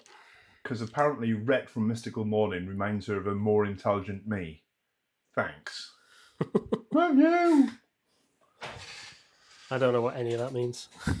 It's his YouTube channel. A daughter watches it a lot. Right, okay. And they eat weird things and do weird games and stuff. Fair. Oh, and Paul's back, and Lizzie's now happy. It's great, Liz. I'm actually here. No, just talk to my mates. So I'm putting a lot of thread lock on this screw that holds the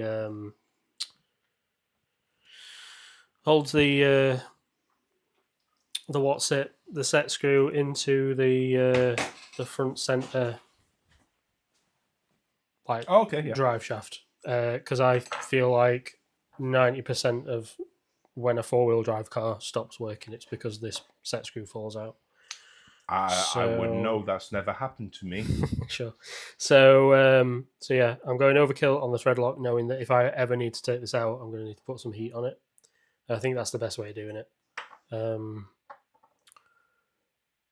I've seen people who build, like, when they're building at 8 scales, they'll put like red thread lock on and basically tighten it up to the point where they will never be able to get it undone, and just accept that if they ever have to change it, they just need to replace the gearbox as well.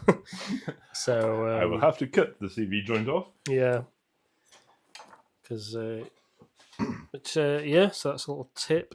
Just go mad with the thread lock on this one, otherwise it will probably fall out. Oh, we've got more questions as well. Oh, lovely. That ain't my best mate and my missus flirting. At national or international level, which drivers do you each admire / follow?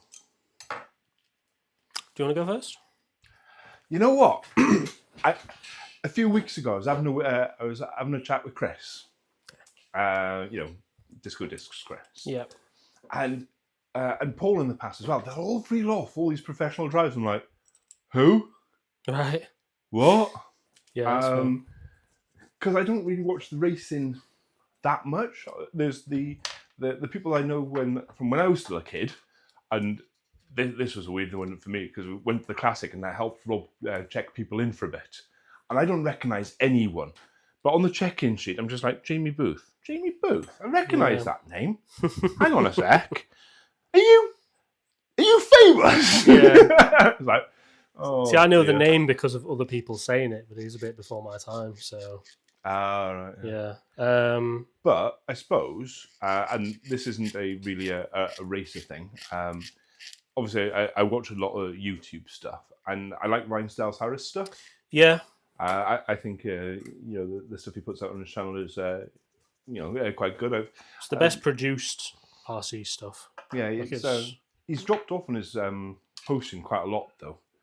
But he started again recently, hasn't he? But yeah, he took a break for a bit. But I think he went and did motocross for a bit. Yeah. And Paul Miller saying Neil Cragg. I would say Lee Martin, obviously, because he's obviously won a load of stuff, but he was very helpful to me when I ran the Yoke. I mean, he did as well. As far as people I haven't met, I'm a big fan of Davide Ongaro. He's the 8 scale double world champion. So I just like the way he drives. It's just really fun to watch him drive. That's about it, really, I think. Yeah, and Elliot Boots as well, because he's obviously a very fast 8 scale driver from England. So those names are all names I recognise. That's pretty good. There we go. Are you going to be watching the Worlds this weekend? Well, I might now that I know they're on.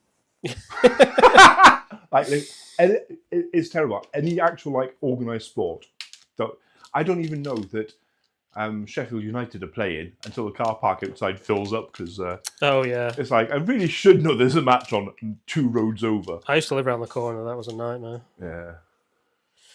Yeah. Rob saying that Rob Fox, All right. Spencer Rivkin. I quite like watching some of Spencer Rivkin stuff actually. Yeah.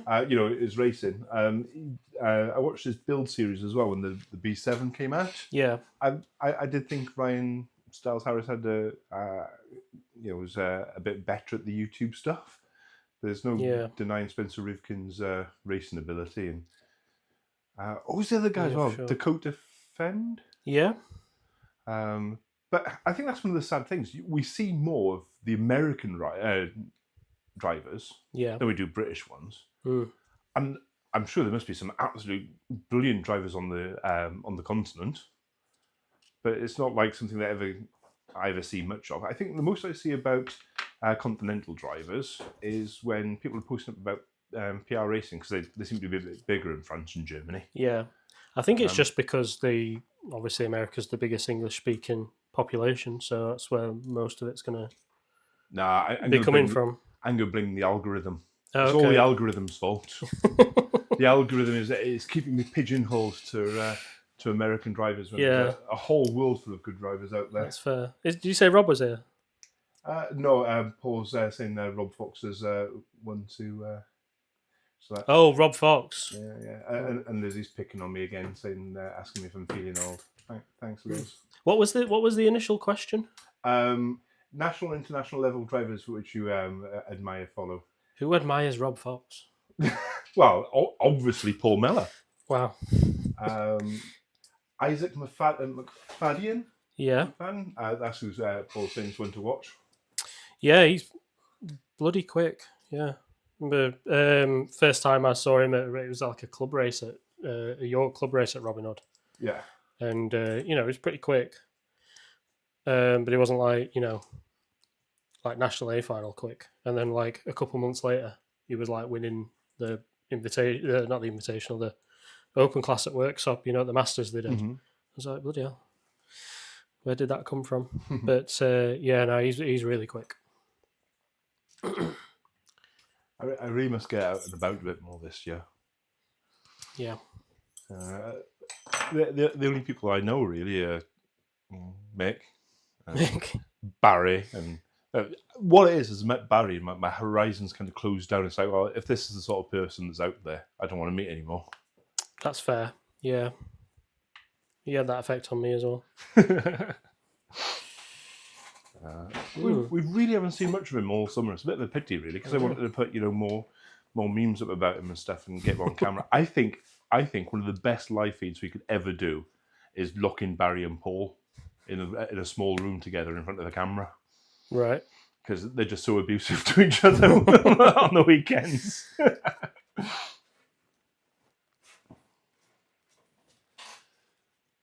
Right. So I just did a little back step there because I changed my mind on what diff I wanted to run.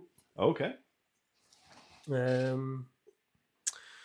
So yeah, I was going to go the lowest, but I've decided to go for number 1, which is not the lowest. Okay. Is that the rear of which you speak? Yeah, it's the rear.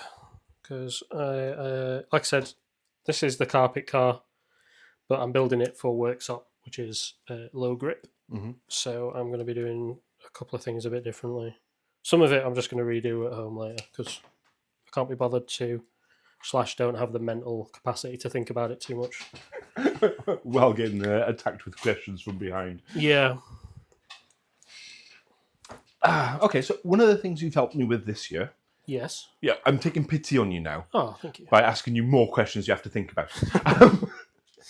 Yeah, you've helped me a lot with setup and stuff. Yeah. I think the legendary piece of advice you gave me last year was, you what?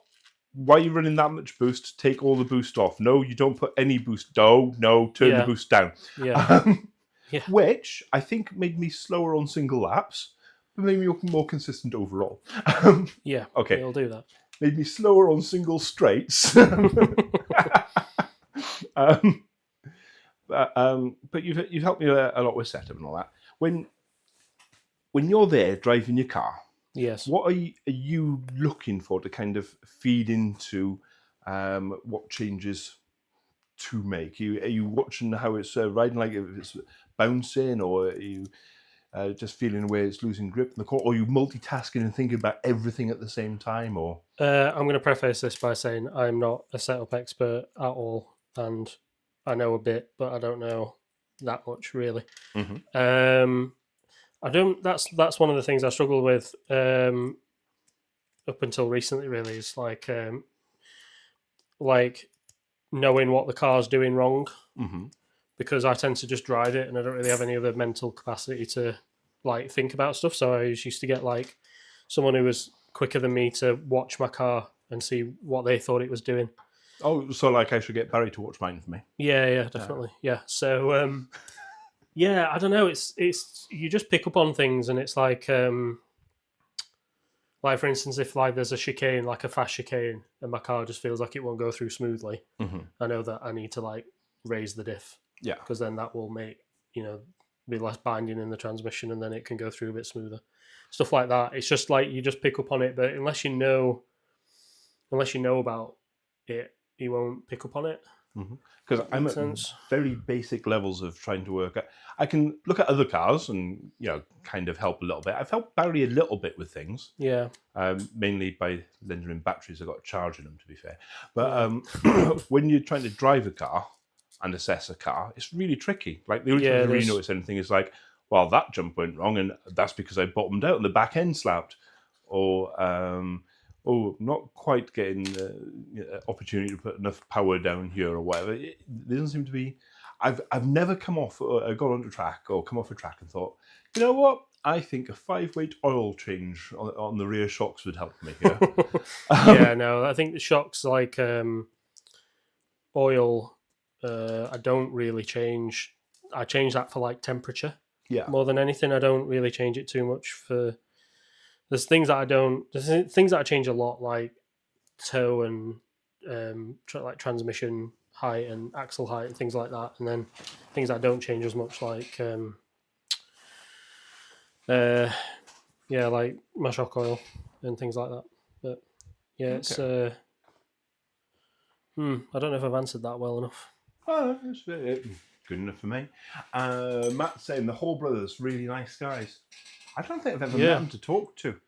There was one time that they were over at Robin Hood when we were practicing one time. But it was before I really knew who they were and if they were nice or whatever. But everyone who I've ever talked to who has talked to them says they're nice. Have you ever had the opportunity? I've not, no. I think I've not. I don't think I've been at the same race as them while I've been running Associated. So I've not had a reason to talk to them. But I've not. But yeah, I've heard they're nice. I'm a little bit awkward around people I don't know. Yeah. So I'm not going to go up to like a quick guy and be like, big fan of your driver. You're my hero, you are. I love you. I did that once when I at Robin Hood when Orlowski was there, and it was like because he used to do like YouTube videos like during COVID. Yeah. And I watched some of them, and they were helpful for like setup and that. And I went over and I said, found your videos really helpful, and he was a little bit awkward about it, and it was an awkward interaction. So I don't bother anymore. But it's probably my fault. But I've just got this habit of like supporting whoever's in second or third place. Yeah. There was it was one of the regional. It was the Torch regionals that I think it was Tommy was in second or third place battling with. I think it was Craig. Yeah. And I was like, oh yeah, Neil Craig. Like, rooting him on, and then the next round they were swapped round. And I was rooting Craig on. Yeah. Was that Neil Craig? Yeah, that's it. Yeah. I'm just very fickle. Yeah. Yeah. Well, I tend to just support whoever.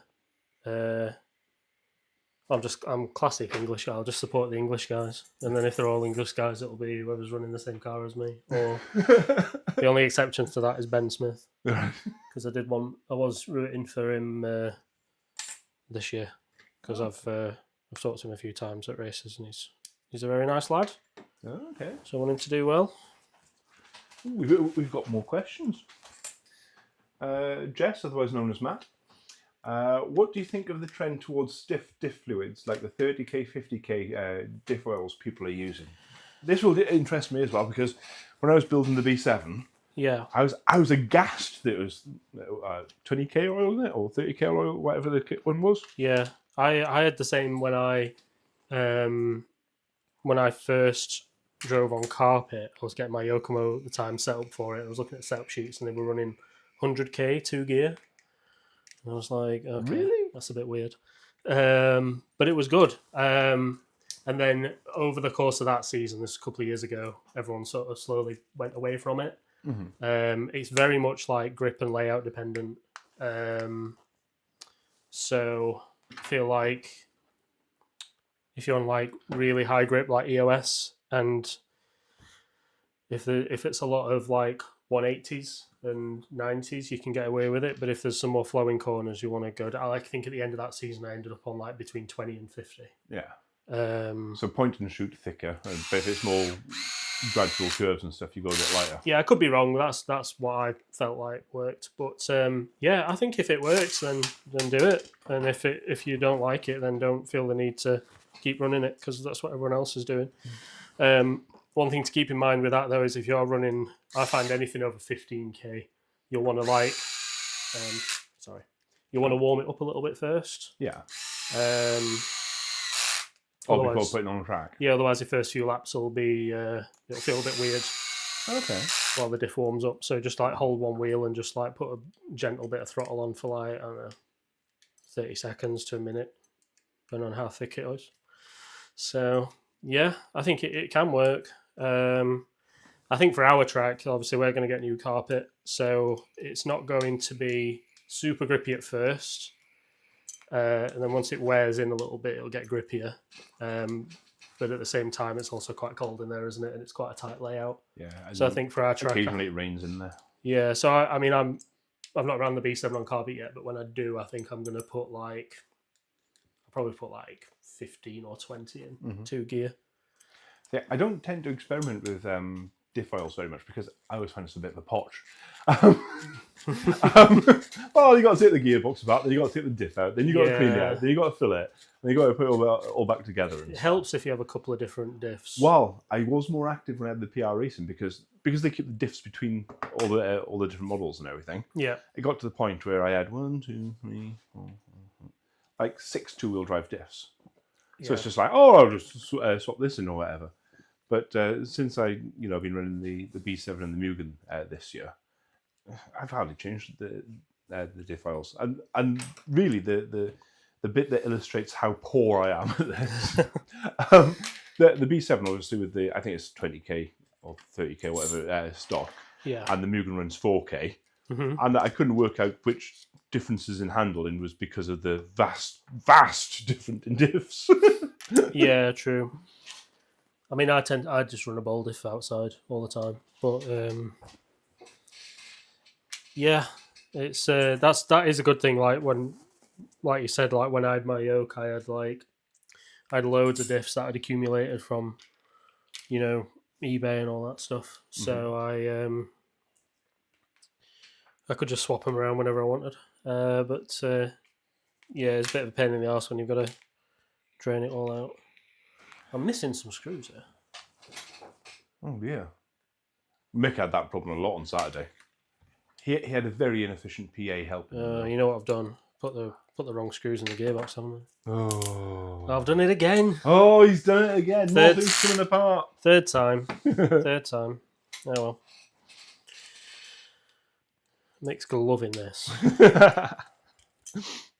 I think that's when the same with their shock oils. It's just like, I'll play with the springs before I change the shock oils. Yeah, I'm the same. I always get told off for that, mainly by Rob Fox. He's like, "Oh, you should put thicker shock oil in." I was like, I can't be bothered. / don't have time. He's like, "You got an hour." I'm like, "Oh, I don't have time." There was one day at MB. What was it? I think it was Rio Toe on mine that Rob thought I should change. It's I'm on next. And he's like, "No, let's just get a change." I'm like, "I'm on next. Yeah. It ended up swapping my tow around, but we're having problems getting it back together. So it ended up, he sent me up onto the rostrum, and literally, just as they called my number, he was running across the pits and he landed it on the track just as my number got shouted. Amazing. If anyone was like involved in the drama of that moment, it was perfect. But everyone else was like, why is he up there with no car? And why is there this idiot barging through the crowd trying to get to the track? Yeah. Makes pointing out that my camera is still off. Maybe that's because I don't want you to see me. Maybe I was getting changed. I wasn't getting changed. No, it wasn't. Sounds dodgy. Thank God. Yeah, toe's a good one to change. I've been changing that a lot this year. I always used to be like 3 degrees, like 3 degrees on Astro, 4 degrees on like worktop or grass. Whereas this year I've started going down a bit, and it's definitely helped out. Especially like at the end of the straight at Robin Hood, just like go at 2 degrees toe instead of 3 is like such a massive difference. Just like helps the car like flow through the corner, and like the rear end doesn't feel like stuck or like it wants to flip over. Okay. So yeah, that's been good. Toe is something that I've been playing with this year, but mainly so I can mash the throttle more. Yeah. So more toe. Yeah, that's the only thing that my mind kind of registers of, right, if I push the throttle full at this point, it does or doesn't spin. Yeah. But yeah, I played a little bit with toe. A little bit with anti-squat as well. You know, the whole thing. Ride Height I played with a little bit. Whoa. You didn't want to do that, mate. That was a good trick, wasn't it? Yeah. Is there anything on the floor? I didn't hear anything hit the floor. Cool. I started the season playing a little bit with roll centers. Yeah. But I didn't get into them too much. Yeah, it's a bit confusing. Yeah. Especially as some people describe it in what you think is totally opposite terms. It's like, so what? Yeah, it can be like that. Yeah. But yeah, so I bought the book, like you said. The book. A book. Oh yeah. Invisible Speed. It's a very good book. Well, I bought it. I've read a little bit of it, not all of it. But I bought it after you recommended it. Yeah. And when Ben the Professional gave it to Paul as well, it's like, well, there's a lot of people that reading this book. So I did purchase it, but I haven't got very far in it so far. Oh, I forgot to mention, we were saying about people that we like or admire in racing. JQ, the guy who wrote that book. Oh yeah. I've watched all of his stuff, and I find he's very informative. So he's like an engineer who makes cars, so he knows what he's talking about, and he's also quite funny. He's my kind of person. So his YouTube. I don't know if you watch his videos. Yeah. Well, him and the Hall brothers had a bit of a beef about upside down shocks for a bit, didn't they? I won't call it a beef. That was the closest we've come to soap opera drama in the RC world. Yeah. I just like him because he tells it how it is. But yeah. I think tuning-wise, I'm at the point of the time's best put into just making sure that the thing isn't going to fall apart. Yeah, big time. Yeah, preparation is really important. You say while standing next to one of my buggies that's got the front end missing for the last 2 weeks. Yeah. And Mick's beating you now. Oh, is he? What's he saying? 2 hours gone. 2 hours gone? 2 hours gone. We're on, 8 o'clock. You know what? He sprang on that then. He sprang on it. It's like 2 hours. Still got 3 hours to go before I need to finish that. So. Oh, do you know what I forgot to tell you that I did tell Mick? If you hold anything about 6 inches away from the camera, it's got something that's known as showcase mode, so it focuses in quite close. So if there's anything of particular interest, it's not working today. I was going to say, we'll try this now, and it won't work. Well, it's not interest, just my screwdriver. But if that worked, that would have been good. Yeah, we would all know what screwdriver you now use. Not far off now, though, was it? Gearbox tops. It's basically just It's the shocks that's the shocks biggest part. and the slipper and the shock towers and that. And it's, well, and front and rear hubs. Yeah, so there's quite a lot. There's quite a lot left to do. Yeah. I knew as soon as I made fun of Mick for taking an age to build a tiny car, I would also Do you know what? probably take a while to build a car. I reckon the thought process on what? You get those bearings apart. Yeah. I think the thought process on it's a small car, so it shouldn't take as long. That thing was fiddly as. In bits. You've got It lots of fiddly bits, haven't you? Well, yeah, use tweezers and stuff for well, not tweezers, those pliers to get the diff head together in the bit. Yeah, that is annoying. Bag 5. Bag 5. Shock towers flying through it.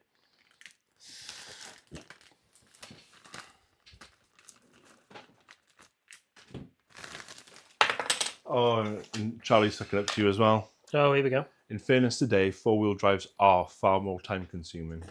They are, yes. I think, yeah, we need to recognise that I'm building a 4-wheel drive, not a 2-wheel drive. Also, by building a 4-wheel drive that is the wrong spec for what I actually need. There is that. So I have to change the setup as I go. And to be fair, apart from while you're eating your burger, you haven't outsourced anything either. No. Yeah, I built the turnbuckle. I was going to give you the turnbuckles, but I built those this morning. Do you know what? If you hadn't me the turnbuckles, I would have thrown them in your face. On every build video I've ever done. Partly why I didn't. Well, you know what? I didn't. Well, I didn't watch all of the 6 hours stream last time with Mick. I watched a bit of it, but the one bit I did, which was you complaining about building turnbuckles. So I thought I'll do those. Oh, that's nice, yeah. Oh, nice. Right, front shock tower ball stud. Do you know what though? An hour ago, Yeah. Rich posted up in the admin chat on SOAR. Yeah. Right, David is building live on RC Misfits, so we can slate him off in the group chat, such as and stuff. He hasn't popped up and said it. I know. Well, they all secretly like me, don't they? That's the problem. To be fair, the only one of them that said anything is Mr. Simon Charity. Yeah. Oh, Chris is Chris has been putting in some decent questions. They've all apart from Chris, they've all got better things to do, haven't they? So. What can be better than sitting in the house listening to us two? Yeah. To be fair, I can't think of anything, but to be fair, at least I didn't travel for this. True. You made an effort. I do, yeah. I was here already. Yeah, I don't live that far. It's fine. Okay.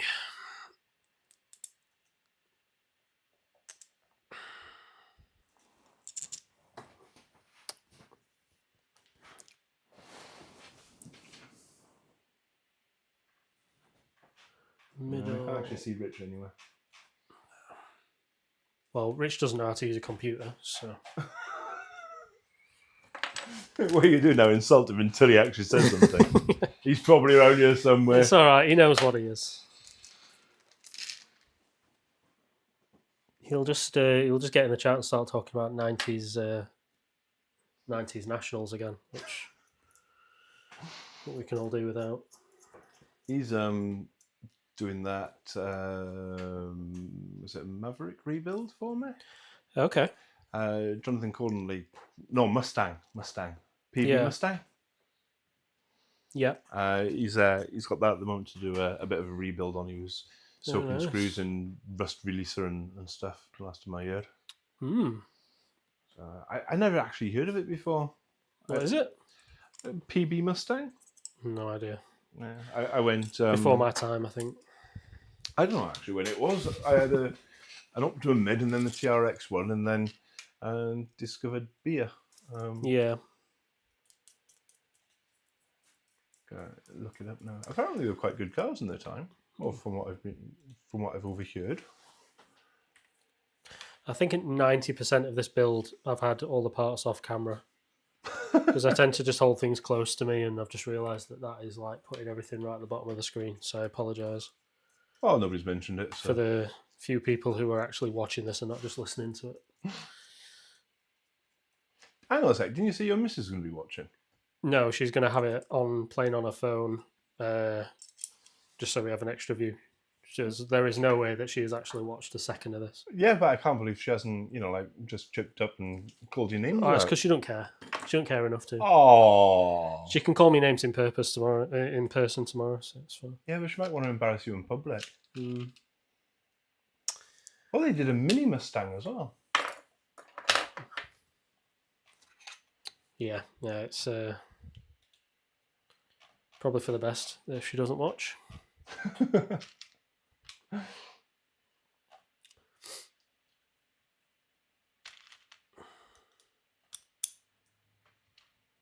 She might have watched the intro.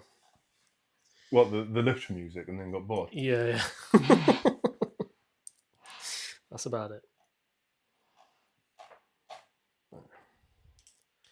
She's a good lass, but toy cars do not interest her at all, which is fair. Oh no, toy cars are life. Mm-hmm. Can't find much about the BB Mustang. What is it? It's a 4-wheel drive buggy. It's right weird though, because the centre of the chassis kind of goes together like an Airfix kit. It's like side to side kind of hollow plastic chassis, and the battery sticks through it, and the servo sticks through it. Well, like a. I think Rich posted pictures of them. Tamiya's are kind of like that, aren't they? Well, they're mainly tubs, aren't they? Yeah. Oh no, Lee's favourite, the TL01, I think, does similar. Yeah. I think maybe we should mention to Lee that other rainfall cars are available. Sorry. Did I tell you I bought a Mardiv Mini? Well, a Camtech Mini. You didn't, no? I decided that maybe I should get more track time. Yeah. So I got a Mardiv Mini and Camtech Mini, and I haven't done anything with it yet. Oh, nice. I drove one of those a few years ago at Force Raceway. It was surprisingly fun. Yeah? I'd never seen a car without suspension before. Yeah. And I asked the guy, like, how does that work if it has no suspension? And then he let me drive it, and I was like, it does work. That'll be a stock one then, a mini stocks one. I think so, yeah. It was brushed, but it was really fast. Well, the circuit ones have got a suspended pod on, like 12th scale. Okay, yeah. Track car, not track cars, pan cars. I kind of figured it'd be, because sometimes going racing with a buggy, it is a bit of effort, isn't it? Yeah. With the buggy and the tools and the tyres and, like 101 things, because, you need to take 101 things just in case. The Mini, I've got it down to a toolbox, like just one little carry toolbox. Yeah. And that seems like just pick up this up and go somewhere. And these found somewhere, Unstone. Okay. There's they don't do any timing or anything. It's just a hole that they rent out, and I think they just manually count laps or something. But it seems, he says it's a good evening or whatever. And my idea is, well, on a Friday night, if I finish work on time, I can just grab the one little box and go. Why not? Yeah, I had the same thought. I got the Tamiya minis, like the front wheel drive ones. I got like MO5s and stuff. Yeah, I got like the 3 racing version of that, like for Christmas years ago, and I built it and then never used it. And then I realised like there's a club at Eckington, which is like 5 minutes down the road from me. That's where Lee goes as well. Yeah, they race them there, and I had to paint up a new body because they have a standard body you have to use. And then I got it all ready to go, and then I got COVID, and then I was working away a lot, and then I've still not raced it there. But never. That was the same thing, is because I was like, oh yeah, this will be easy because I won't actually have to do anything. But wasn't to be. I might. It's just on Monday nights. It's just a bit. Sometimes I end up just being really busy. Yeah. So. Mick's got an MO. I think it's an MO5 or an MO3 with a Volkswagen Golf Mark 1 body as well on it. Oh, okay, nice. Yeah, it's like a mini body you have to use, and I painted it up to like the same as one of the first bodies I ever had, which was a HPI Lotus Elise body for my touring car. Oh yeah. And it was came with like a yellow stripe down the middle, like a thicker one, and then a gap, and then a thin one. Oh yeah, no you. So that was like metallic green with the yellow stripe. So I painted it up the same as that, as like a tribute to that. But yeah, and it's just sat on the shelf ever since. So. Every now and then I get tempted to paint one up like either the Optimum Mid box colours, because my Optimum Mid was in box colours, or what the TRX one like, but checkers are a bit too 90s really, I think. Yeah, a pain in the arse, aren't they? Okay, so Michael has more questions. Okay.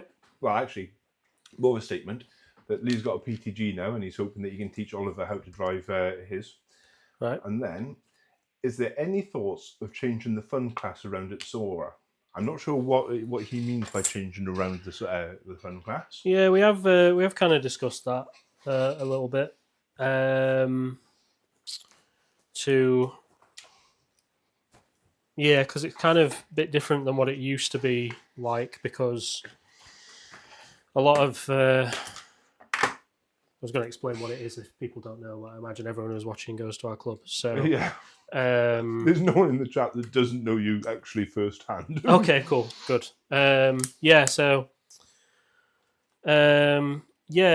When we first started, we had lots of like kids and that in the fun classes, like beginners, and I always thought it should have been called like rookie class or something. But we did want people to just bring any 10th scale or smaller electric car. Whereas now, like, I mean, this year the numbers have been pretty low, haven't they? So yeah, we were thinking about changing it up to what I don't know yet. But we'll see. I'm not sure if Nick's got a vested interest in getting his 14th scale truck on track. I mean, yeah, you can run it in other purposes for his question. He'll expand in a minute. You can run it in the fun class. That's fine. Absolutely fine. But I don't think we're going to do a dedicated 14th scale truck class unless you wait until 8 of us turn up and take over the fun class. Well, yeah, but all 8 of you are always going to be there every week. No, that's the thing. Yeah, so I don't know. We might rename it at some point, but yeah. The way it's always kind of struck me is that it should be for like the new guys that want to give it a try. Yeah, test it, have a bit of a taster, or the really young kids that. Yeah. But never. It doesn't always work out that way. No. Well, I mean, a lot of the kids who started at our club in that class have now moved on to 2-wheel drive, and a lot of the time they're not even in the bottom final anymore. So, no, I know they're beating me. Thanks. Yeah. We might do something with it at some point. But it's almost like you should say to them, "No, you're too fast to race in the fun class now. So go over there and say sorry to Yeti. He's dropping further down the rankings." Let's stick you in the fun class. Oh no, it won't. that would be the biggest insult on earth. Wouldn't it? Would... Wow, you've been demoted back to the fun class. Have some fun now. No, stop trying. No, we would not do that to you. All right, steering parts. I'm going to do the bell cranks. Oh, that's looking very car-like, Dave. It is, isn't it? What time are we on? We're on 2.25 hours. Flying. Oh, Mick was thinking. I was just thinking it's a big step for people going from the fun class straight to play with the big boys. But right, is that because? And I'm assuming that this is from some of your own experience, because Oliver's doing 4-wheel drive and there's only the one heating 4-wheel drive. Yeah, there is that. Well, what I would say to that is he'll expand in a minute as well, but yeah. Oliver needs to be in 2-wheel drive instead. Is what I think. Well, he's apparently he's having a bit of a go at rally over winter. Okay, that'll be good. Yeah. Yeah, it's tricky with 4-wheel drive because, often there is just one heat of 4-wheel drive and it does get a bit messy. But yeah, with 2-wheel drive, there's always, the bottom heat of 2-wheel drive. There's usually 2 or 3 rounds of 2-wheel drive, isn't there? Yeah. There's only been a couple of times there's only been one heat of 2-wheel drive. Yeah, exactly. Yeah, so I don't know which way this is meant to go. Oh. Quick, someone distract him. He's having trouble with the instructions. Oh, yeah, it goes that way. Does it? Yeah, cool. All right.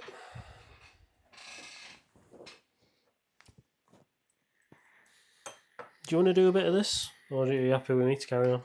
I'll do whatever, mate. Yeah. I'm. If you want to pass me bits over, if you want to do like the front hubs or something, or.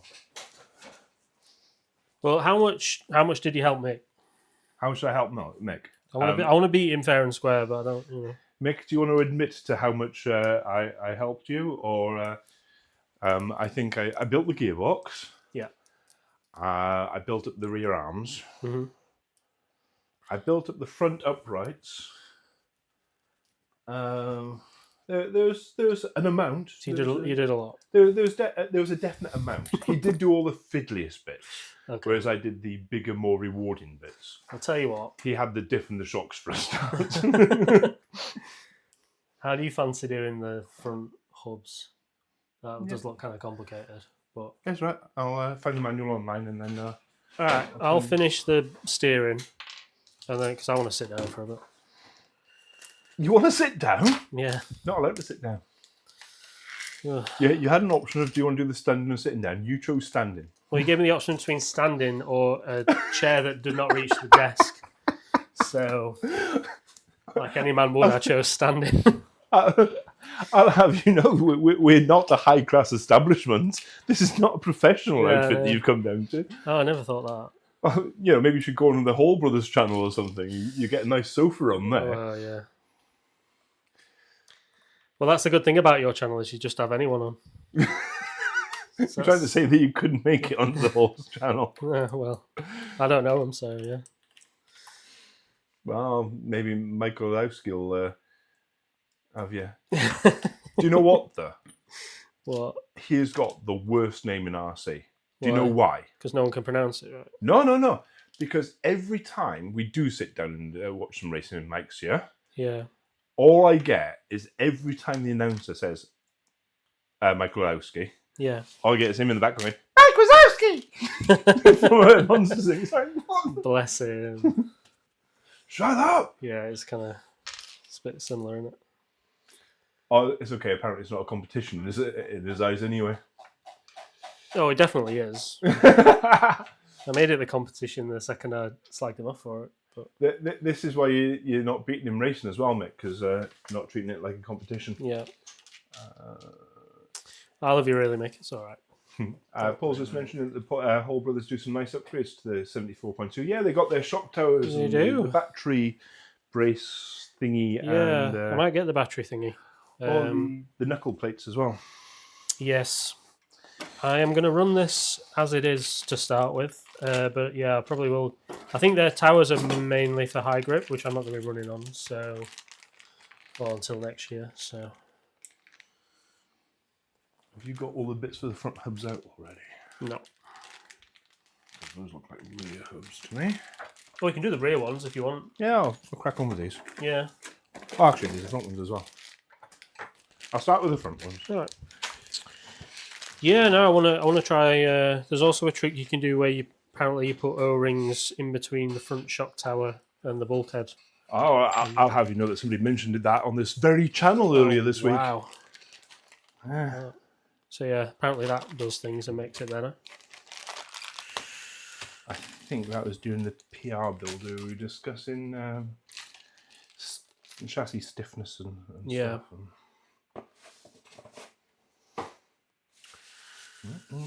Okay, so I have done a thing.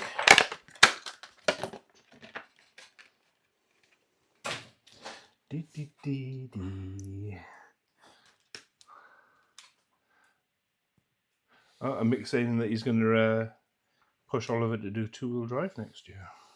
Yeah, I think it's like what we were saying before. I think it does make you a better driver if you can race 2-wheel drive. And to be fair, the 4-wheel drives are a bit more a pain in the ass to keep running and repair big time. and fiddling and all that. I don't know how Mick does it. I mean, if I had a kid who was getting into racing, I would not have the patience to be fixing a 4-wheel drive all the time. They'd be racing a Mardave Mini, I think. We're going racing outside. Here's your Mardave. Yeah, exactly. Run it in the rally class.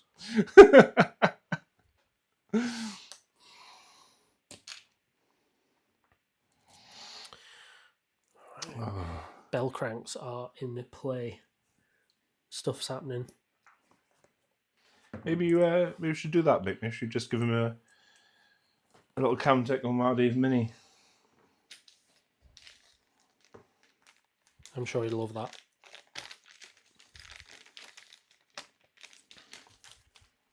Are all the bearings separate? Oh, You got a load of bearings up there. yeah, I've got the bearings. Okay, I'll build it without the bearings for now. It's all falling apart, yeah. We will amalgamate the bearings later.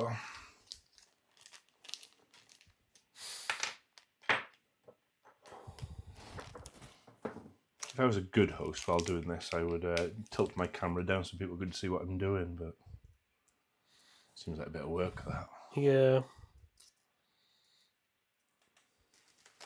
To be fair, it's mostly Mick that's here, so if I just tell him, it looks very much like the PR front end, you're not missing much. Well, I've been holding everything like in the bottom corner of the camera all night and no one said anything, so...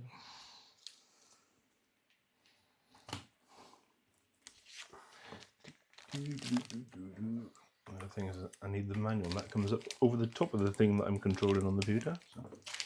What are people doing while they're watching this? If it was me, if I wasn't here and I was watching this, I would be working on one of my cars while listening to this. Mostly, they're probably throwing stuff at their computer. Yeah. I shall let you know how we're going at the moment. I think we're down in single digits with people watching. I think we're probably about 4. Oh, no, 9. 9! That's still single digits, but it's high single digits. High single digits. It's the highest single digit you can get. Do you know what? I'll take that. That's how awesome we are. We have got the highest single digit concurrent watchers. Amazing. Thanks, guys. Yeah. It's good. Next thing to do is to get some people who don't know us watching. That's going to be the key. Well, how do you think that's going to happen? I don't know. Someone just wanders into the darkest, most dismal corners of YouTube going, "Oh, I'm right bored, me. What should I do?" Yeah. Right. How do I hold on to this? Oh, Jess says, or Matt, whichever one is actually posting, cooking goldfish curry. Ooh, very nice. What's goldfish curry? Yeah. It sounds like a euphemism. It could be.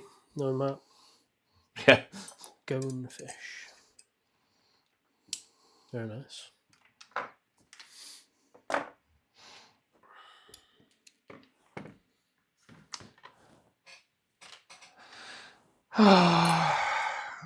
Apparently my better half is an alcoholic. She's drinking whiskey. It's the only way that she can cope. Yeah, mine is as well. To be fair, that bottle of whiskey you bought me, kind of finished it. That's all I say when someone asks me what my girlfriend's like. I just say she's borderline alcoholic from Doncaster. And then people don't ask any more questions, and it's great. Mick's pointing out that he's not doing the ironing because Chris the other day was doing the ironing. We took the mick out of him for it. What's that? Mick's not doing the ironing. Oh, right. Chris posted up the saying that he was doing the ironing the other day. We took the mick out of him for it. The thing is about ironing is that you can just not do it. Yeah. Like I think since I got my own house, I've ironed twice. One was for a job interview, and the second time was for the wedding I went to last weekend. That's the only time I've ever ironed anything. Both times it was shirts, and the rest of your entire life, it's entirely optional. There's so many things you can get away without doing that. A lot of people think, oh yeah, that's important.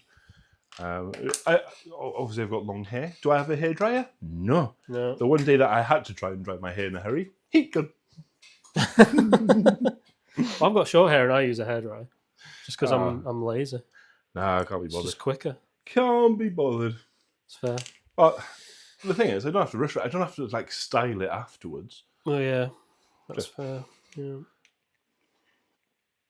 Fish and curry sauce. I'm just enjoying having hair while I've still got it. So I'm just, Well, Mick's picking on you, yeah. Is he? Well, he was earlier, wasn't he? Oh, apparently, Paul Miller's locked in the cupboard, which I believe is code for he's working on his cars. Nice. I think his missus just locks him in the cupboard while he's doing it. He's a man who has a lot of cars to work on. So. Well, he has indeed got a lot of cars to work on. He just keeps on. Which is interesting because he's always selling them. I know. I'm not sure how it works. He's always got more to sell, but it always seems like he's selling not the same car, but it's like I'm sure you sold like 12 of them now. What's happening here? Something is not working. Something's not working. Steal my thread lock for a second. Because I'm sure you want me to thread lock important parts in. Oh, that's why it's not working. Oh. Any guesses why? Which bit you work? It's because I've built it wrong. And someone. Oh, I can't be bothered. Right, that's it. I'm gonna go on. What have you done? I think I've put the bell cracks on backwards. You put the bell cranks on backwards? Yeah, like upside down. Like they should have gone the other way. Oh, beauty. Oopsie daisy. You sure they're not reversible? Oh yeah, they are. Ah. I just have them reversed. That's my. If they weren't reversible, I'd be all right. What is going on here? Oops. Oops.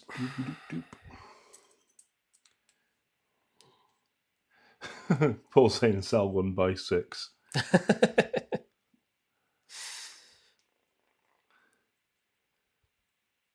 I've got like 3 cars that I need to sell that I just cannot be bothered to sell.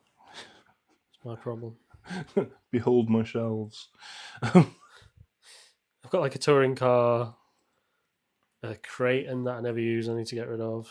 Like, the thing is, at a certain point, that's 6 mil. That's it. At a certain point, it's just worth holding on to them because they don't take much space, and in 20 years' time, they might be worth a lot. yeah, that's true.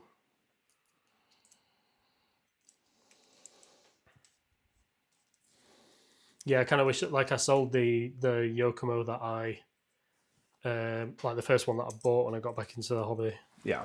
And I didn't sell it for very much, and I probably didn't need to sell it. Kind of wish I'd just kept it. But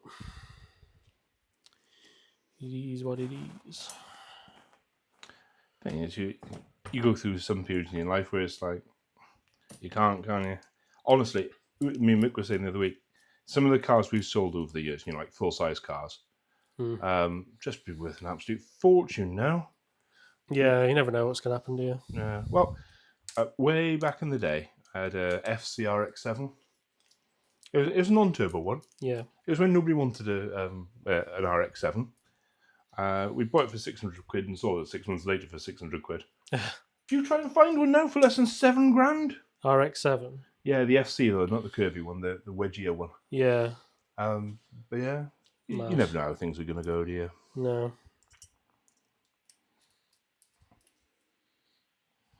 Well, like, you know Matt Thompson, don't you? Yeah. He was telling me that he's got a double X, like Kinwald edition. Yeah.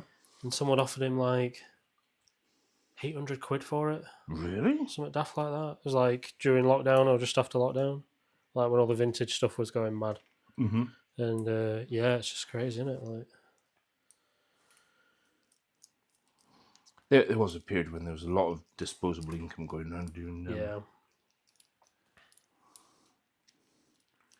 Did you get furloughed at all?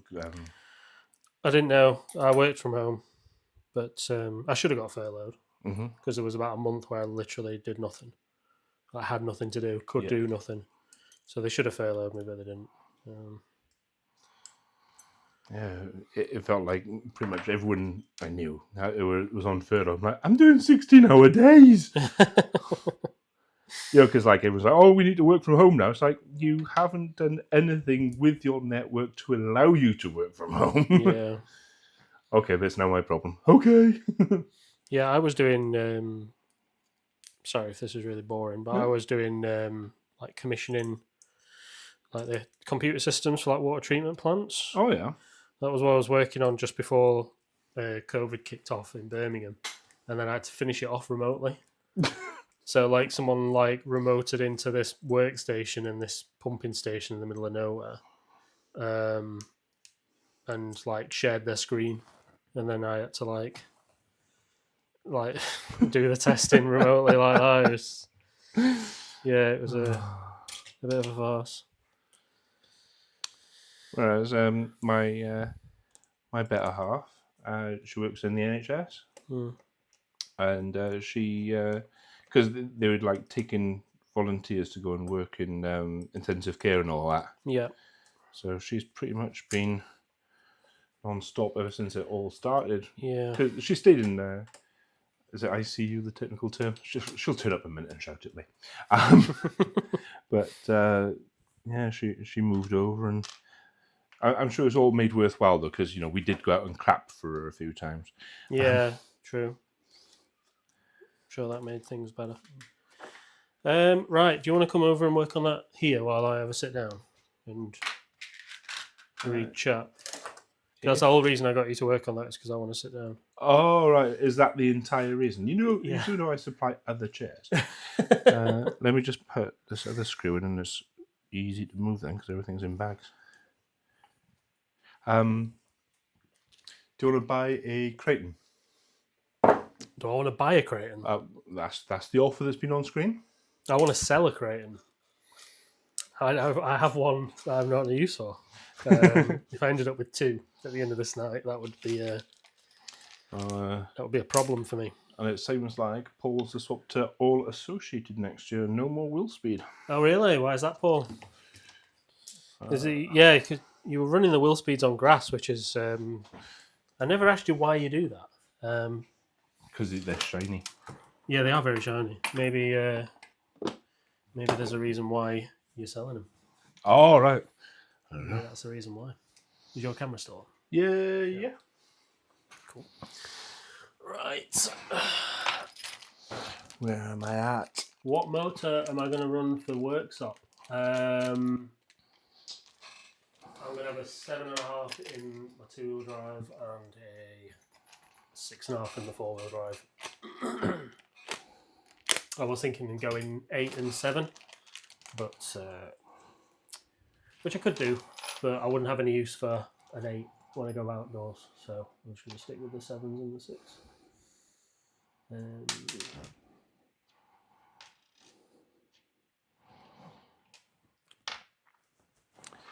What do you lube your CVDs with? Is the next question I've seen on the chat. If I can be bothered, I use dry lube, it's like it looks like milk, but then when it dries, it looks like talcum powder. I think I know what you're on about. We used to use them in mountain biking. Yeah. In the summers because it gets gummed up less with dirt. Yeah, so I don't use black grease or anything like that because then it just attracts sand and just turns into a grinding paste, doesn't it? Most of the time though, so that was like previous old job Dave used to use that, whereas now busy Dave doesn't bother. So I just use nothing. I just keep them dry. Fair enough. That makes my job easier. Yeah, don't bother. Metal Road, is it similar to a dirt setup for shocks and springs? Yeah, sort of. Workshop's weird. I don't think anyone knows what setup works at Workshop. Even the guys who win there regularly. It seems like every time you go, you need. It's different. Yeah, it's similar. Yeah, so I'm basically gonna start with the kit dirt setup. But I'm hoping I can run it at York one weekend before I go to workshop just to practice, because York's kind of the only other venue or place similar that's sort of similar grip. But yeah, I'll just start with the dirt setup and go from there. It was either that or copy like Tommy Hall setup for workshop, but he's a lot better than me, so it probably won't work for me.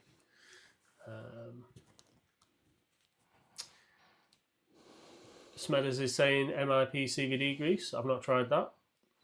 What we want to look at. And Fly High Island UK and Tech. Enjoy the build, brother. Will do. We are. Are we enjoying the build? I believe you are now you sat down. Yeah, I'm loving it now. Yeah. So is that our first viewer that we don't know? What was the username? Fly High Island UK and Tech. Oh. It must be. What we'll find out is that someone we actually know has got that account. It's secretly Irish. It's all right. It's a good thing people are talking to you, because you're not seeing that I'm just randomly trying different ball races in different parts of your car. I know, I've been keeping an eye on that in the corner of my eye. I was just like, oh, I'm building a PR. Same size. No, they're not the same bearings. It's all right. Yes, he's new here. Welcome. Oh, excellent. Nice to meet you, mate. I'm not here all the time. It's that guy's channel. I'm just here to build my new car. No, there's a group of us that do this channel. It's just I turn up most regular. Yeah, I guess technically, yeah. I'm just the guy that drives the pewter. Let me see if I've missed anything. Race 1/8 Nitro, but going electric too. Nice. I've always wanted to do 8th Nitro. I've got an e-buggy, but don't think I've got the time for Nitro. I would like to, though, at some point. I don't have a pitman either, which is a problem. Oh, wow. We could get you a pitman somewhere. Yeah, I was trying to convince Birchie to do it. Yeah. So we could pit for each other, because we're definitely not going to be in the same final. So you could probably pit for me. Well, to be fair, if you're going to insult me, I wouldn't pit for you either. Nah, it's all right. I've said this to his face before. So. Yeah, maybe one day. I'm just seeing if I've missed any comments. It's probably one from Mark. Yeah, no, I've got Matt's. Yeah, gonna run at 1/10 indoors in winter. Cool. Where will you be doing that? I'm guessing somewhere in Ireland.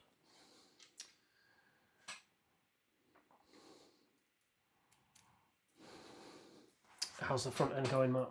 All right. Good. Just putting the hexes on the... Good.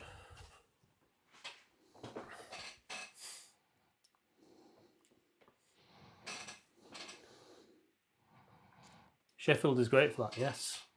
It is. It is good for the indoor racing. My first mistake.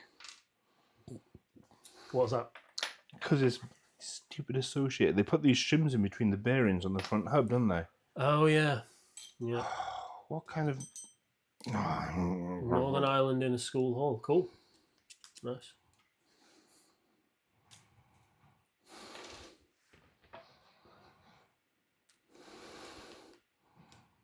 Yeah, we race in an events marquee over the winter, which is very cold and not very waterproof. Stop being a wuss. It's not very cold.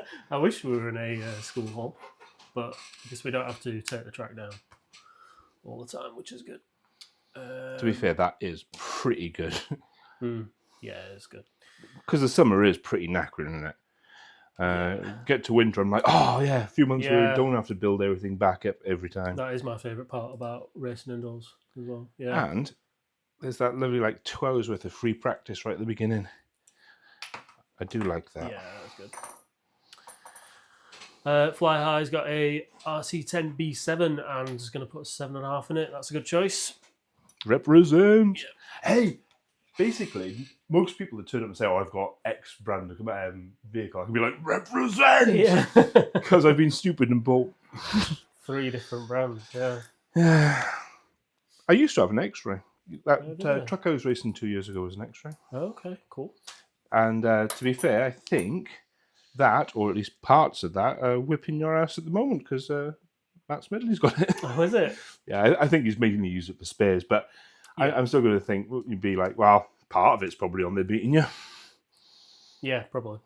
Yeah. I know they go through the spares pretty quick, so. Well, when you're that fast. Over here, we don't have many places indoor yet. Hopefully that changes soon. Yeah, I hope so too. Yeah. I've always wondered what the racing scene's like in Ireland because it's quite a small place. Yeah. Was over in Hearts June with a nice. Yeah. I was gutted I couldn't do the Hearts GP. I really wanted to. I've been there. I went there for a practice day. First time I ran my e-buggy. That was a lot of fun. Bent a shock tower, broke a motor mount. Apart from that, really good. That was an expensive day. That cost me 110 quid that day in spares, in fixing it. But yes, amazing track. That's just amateur levels of breakage, Dave. Yeah. I was getting I'll teach you one day. I was getting used to braking in the air. Oh yeah, to get the. Because I'm used to driving 2-wheel drive where you have to hammer the brakes to get the nose to come down, and I kept nose diving it and I bent the front shock tower. Yeah, it's weird because it's like treated dirt. It's got like vegetable oil on it, and I went on like a really warm day, and it's got a weird smell. It's like it's not unpleasant, but it's not particularly nice. It's kind of sweet, but I don't know. I don't know how to describe it. It's it's good. We have 1 outdoor, 1 tent track, and 3 1/8 tracks. Nice. Yeah, that makes sense. You race 1/8. Yeah. Yeah, that's the problem with 8 scale living in Sheffield is there's a couple of Astro tracks nearby, but if you want to race on dirt, you've got to go to Shrewsbury or Shrewsbury. This is about 2 hours away. It's not too bad, but It's hard enough getting around the other side of town. Yeah. Yeah. Not that I'm lazy or anything. Yeah. All depends where you live, doesn't it? Yeah. Oh, the camera just like really focused on your hair there. Yeah. Yeah, that worked. What are you trying to say about my hair, Dave?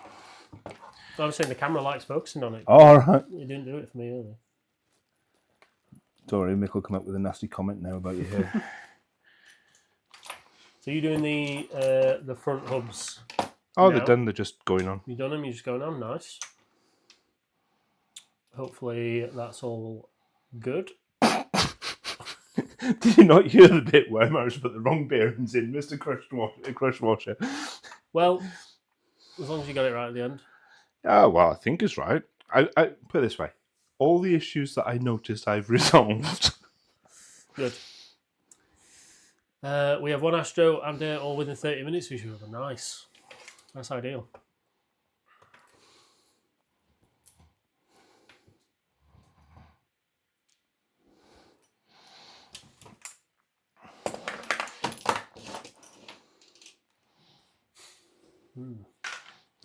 Now, you're going to tell me that you've been sat over there Yeah.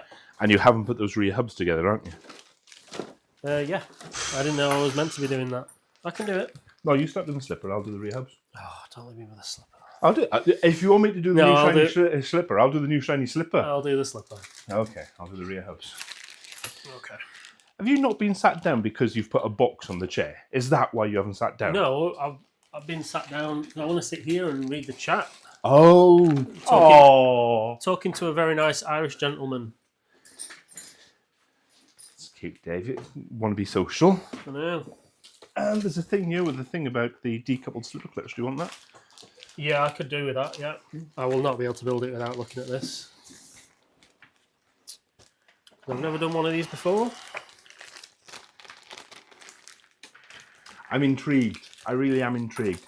Because it's one of the things that PR hasn't really kept up with, and they've just released one. Which is also one of the reasons that me and Mick are suspecting that PR Racing are going to be releasing a new car. Because it's quite a big part. Well, they could just release a new slipper clutch. They've released it, and it's 150 odd quid. So we're holding out for the full car. Yeah, I know when Yoke came out with their new 4-wheel drive, it was horrifically expensive. So I think that's because it had a decoupled slipper in it. Yeah, but MB, for weeks I was on the very verge of buying one of them because MB models are starting off half price at the end of the season. Well, under half. Oh price. yeah, that was the older one. Well, the MO1. Oh, they selling the MO1? Yeah, they were selling it off so dirt cheap. Oh, really? Same with the SO one as well. Yeah, they do that. I mean, that's the thing. Jacob at the club, he bought a B74.2, like the non-champions one. Yeah. They were selling those cheap, and I almost bought one, and I thought, because I'm going to want one eventually, but I wish I'd bought it. But what height do you want your rear hubs at? have a look.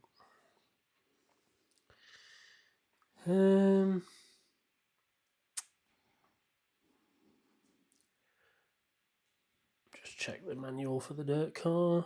Can you put the +1? So it's the one with the arrow facing up,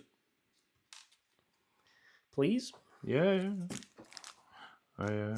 He says it kind of, I'm just going to shove everything in there. I asked the question, that's all I was trying to do. Right, this thing is a complete mystery to me.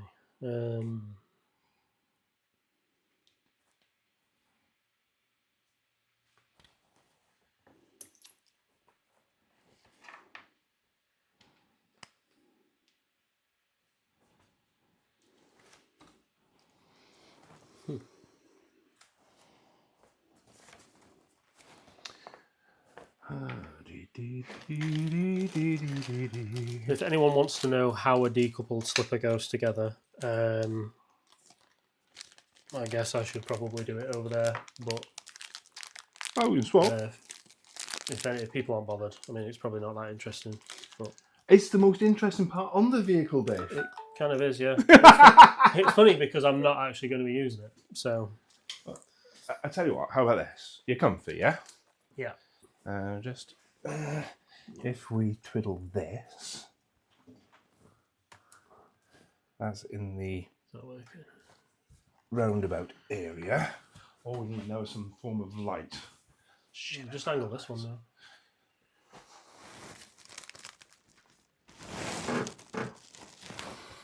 Cool. And what we can do is we can swap to that. Sweet. All right. Let's do it.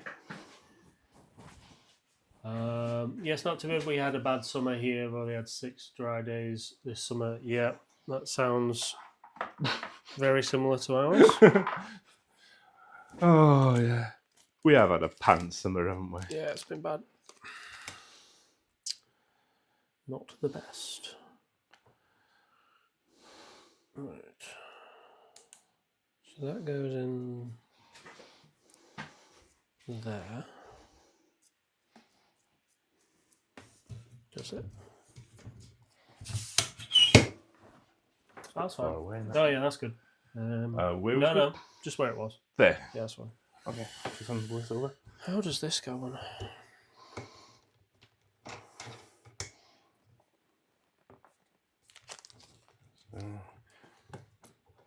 I really wish that the drive shaft I needed would have been in stock, because then I could have just built the centre diff instead. Oh, see. And I could have left this in the bag. Hey, that's the bit I'm right interested about, because like we were saying, PR Racing just released theirs. Yeah. That's why I think the new car is out. But like everyone says, it's a pretty good copy of an X-Ray. And Andy races an X-Ray. I was asking him if he runs one and if it's made a difference and all that, and he said they were pretty good. Yeah. I think he retrofitted his though. This isn't one that came with it. I think he did some a bit of jiggery pokery to get it in. Yeah, it'll probably be another. Well, like on the B7, it's a different. You need like a different centre diff mount. Yeah. You know, like the front one. That's what the PR's like as well. But I think he used the standard one and just drilled the chassis a bit further forward for it. Right. Yeah. And a few other bits. It was last winter indoors. I was asking him about it. Okay. Right. I need the thread lock. Do you need the thread lock? Not right now. There you go. I like Andy though. Yeah. I'm not sure if he likes me. Who's that? Andy. Andy who? Andy Bird. Oh, right, yeah. Every time I see him. This week, Andy. Gonna have you this week. He still keeps beating me though. Yeah. Obviously, he doesn't say much, Andy, does he? I think nice guy. Yeah, I think he just puts up with me, to be fair. Well, yeah, everyone does. Well, there is that. Yeah. You don't want to go outside, your tyres are slashed. Don't be surprised. I don't care what you say. There's people that put up with more from me than you. Hi, Mick.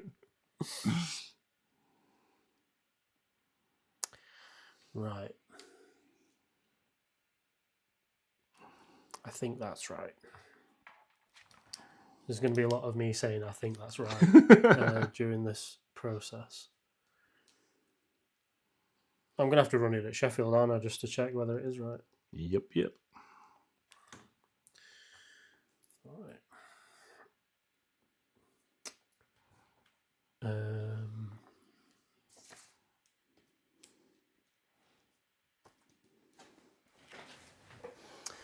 I will say this: I don't think that the Associated manuals are particularly good. Yeah. I can't. You can't really see. There's two pads. There's two slipper. Yeah. Two slipper plates. They're different. You can't tell which one's which from the picture. So that could be better. Well, that one's the one that takes the spring. Okay. That's what I'm thinking of, anyway. Yep, that looks like it does. Yep. Yeah, I've been of use. You have. Until it's wrong. Right. One.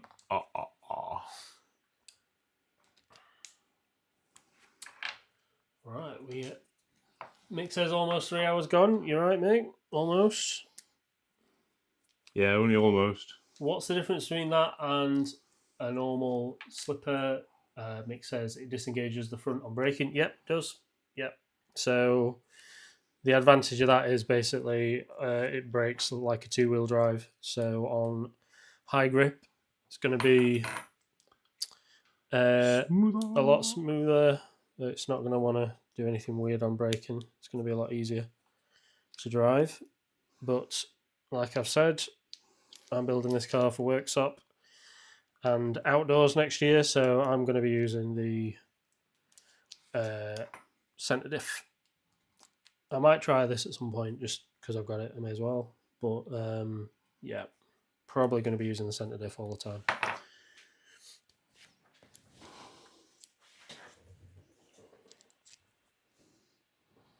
And yeah, like I've also said, I didn't buy the dirt car because it comes with plastic gears.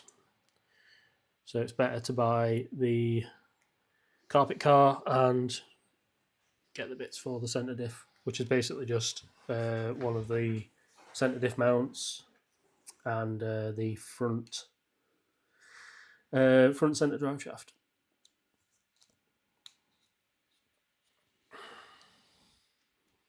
And the diff. And the diff itself, yeah, obviously. Yeah.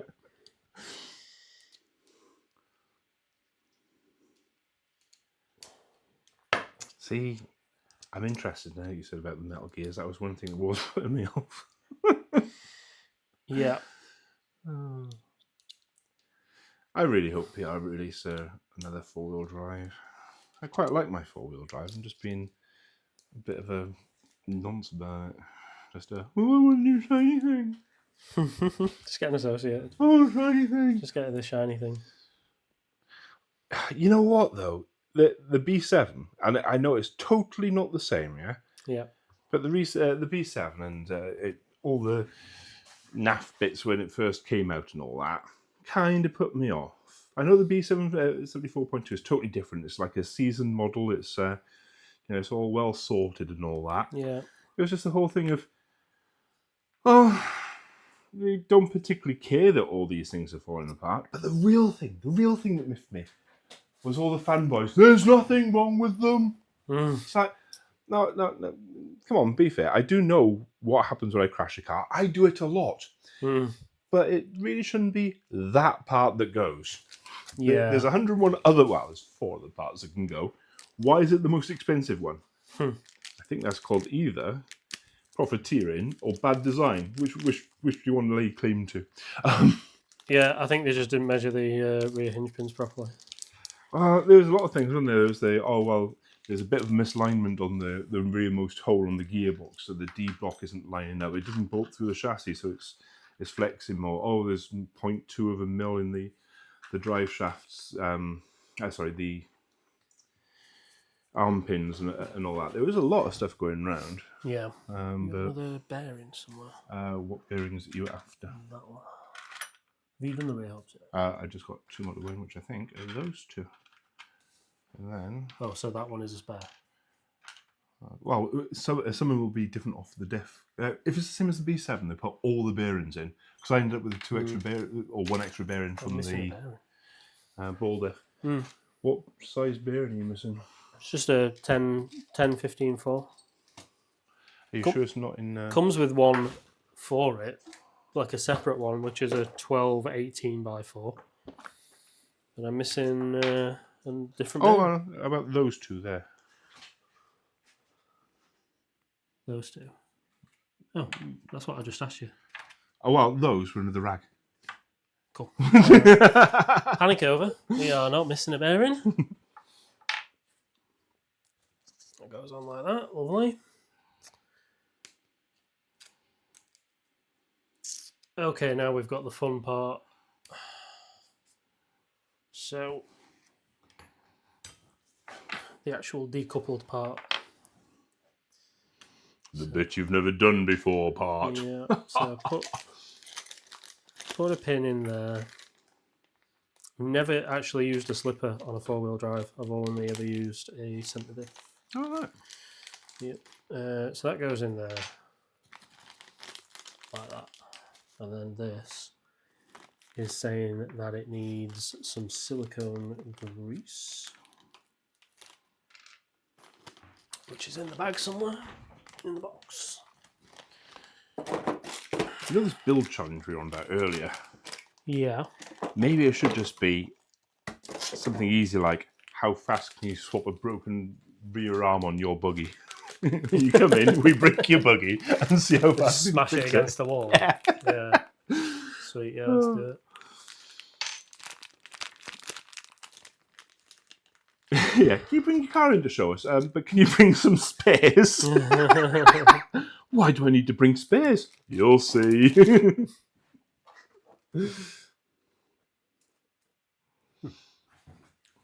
Only silicone grease. Silicone grease? I'm missing some silicone grease. I've got some in my toolbox. Yeah, I could do with that. Check the chat. Ooh, it's a bit dark out, yeah.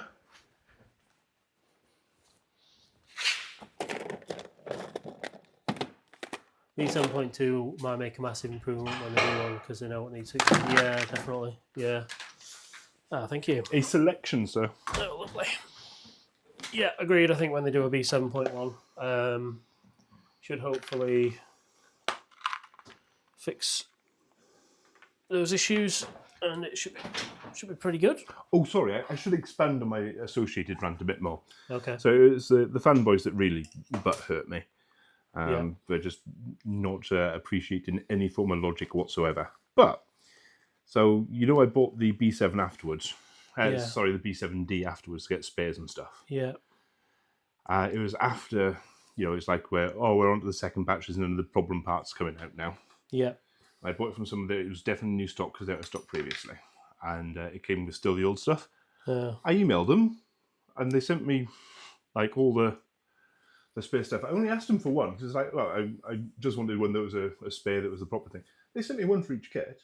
Okay. Which I know to them is we've got 1,001 of these things hanging around, or whatever. But it's still nice. Yeah. They posted it. That's good. So who was that? Who was that? I think CMS shipped it. But I talked to I emailed Associated themselves. Okay. Like, oh, hi, this thing. I've been waiting to get another one for spares, and it's still got the same things in it. Is there any way I can buy? I asked to buy the upgraded stuff. I didn't say, "Oh, can you send me some for free?" And they just sent me in for free. Well, yeah, as they should have. Oh yeah.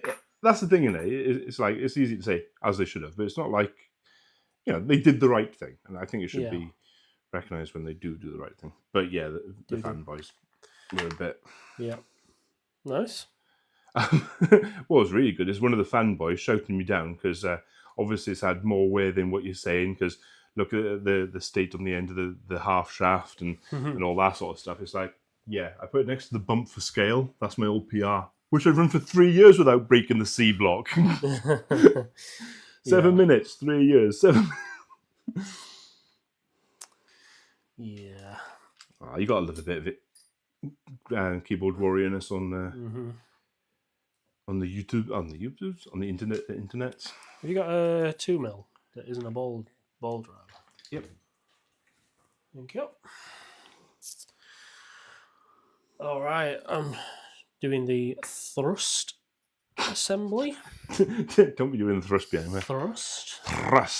Apparently, it needs one of those to work. It needs a thrust to work. It does. So, Bondy's in the chat. Stephen Bond. Hey! Local legend. I used to work with Stephen Bond. He's a very nice chap. You don't have to lie to people just because he's in the chat, No. He's very nice as well. And also, did you know that he won a BRCA Truggy National one time? Did he? He did. Yeah, he never talks about it. Does he not? He doesn't actually, no. It's like, is this sarcasm, Dave? I'm not sure which way you're going with this. No, he doesn't actually. But no, he did do that one time. So well done to him.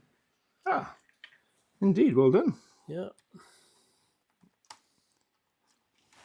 And we've got to be nice to him because he works for my old company, and anyone who works there deserves to be treated nicely because it's a terrible place to work.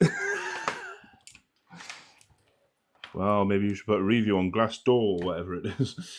Oh, yeah, I tell you what, the reviews that are already there are hilarious. Really? Yeah. Yeah, really good. Where did you put the shims for the rear? I think I found them. It's okay. Yeah, it is, yeah. Stephen Bond says, is it not built yet? No, it's not. It has been taking longer than anticipated. But he's only just turned up, hasn't he? Tell him there's only been one of us working on it at a time. This is the first time that we've doubled up. Yeah, Matt's only just started helping me, so... I've been doing NAF all afternoon, mate. You got a thread lock again. Yes.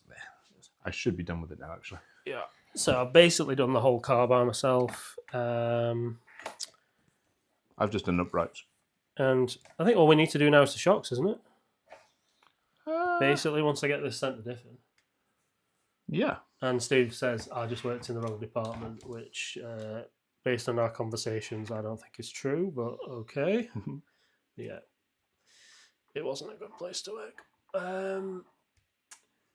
CJS26 says Schumacher belt swap challenge. That's a good one. No. The batteries don't last and the camera's long enough. Yeah. We got 4.5 hours on Mick the other day. Still not going to cover a belt change. Oh, man. Yeah. No, that was a good one, though. That's Matt, CJS. Oh, CJS. Right, cool. Right.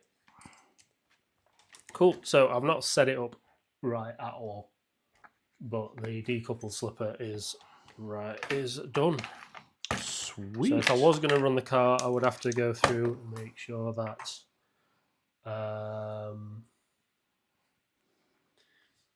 and I've just realised that I didn't put the spring on the on the thrust, which is why it's not working. But Take yes. it apart. We're not doing bad, say we've only got the shocks left to do. It's not, could be a lot worse than that. How many things have you dropped on the floor so far tonight? As far as I know, I've not dropped anything. Oh, he's beating you on droppages, mate. Yeah, I could have dropped stuff. I nearly dropped stuff earlier. You told me that there was definitely nothing on the floor. I said it didn't sound like anything had dropped. You know what my problem is that I've had this cloth covering the manual, which is obviously my fault. Okay, now that feels right. Yeah, there's a spring underneath the thrust now. That's good. All right. Well, that's close enough for me. So, probably actually a bit tight, but I don't care. That's fine. Right, nice one. I think we can just start getting all this stuff back in, can't we? I think so. How are the rear hubs going? Oh, fine. Yeah. Yeah, nothing's going wrong at all. Cool. Why would you believe anything I say in that tone of voice? Well. To be fair, nothing has gone wrong. You do have to cinch up the nuts, because I'm not sure where your nut driver is. I haven't really looked. Oh, the ones on the hook on the outside? Yeah. That's fine. Home straight now, huh? Home straight. Am I doing... But yeah, exactly. Do you know what? I was trying to do a good job over here. Yeah. And I keep my head at the way of the camera. I forgot we turned it over. Yeah. I could have just done anything over here. Do you want to put it back? Yeah. Am I doing both classes at Workshop? I am, yes.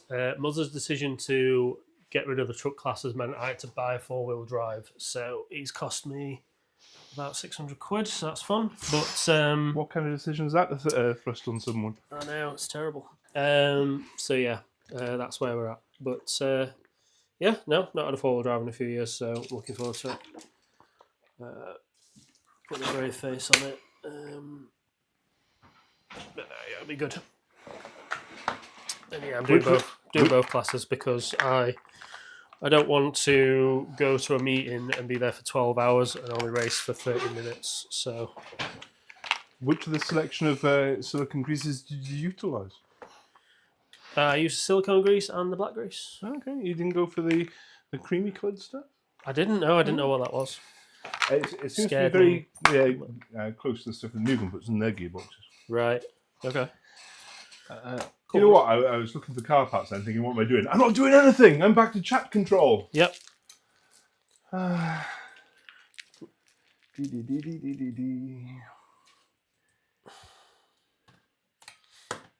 It's always the same. You come over here and chat happens. I come over here and everyone just goes away.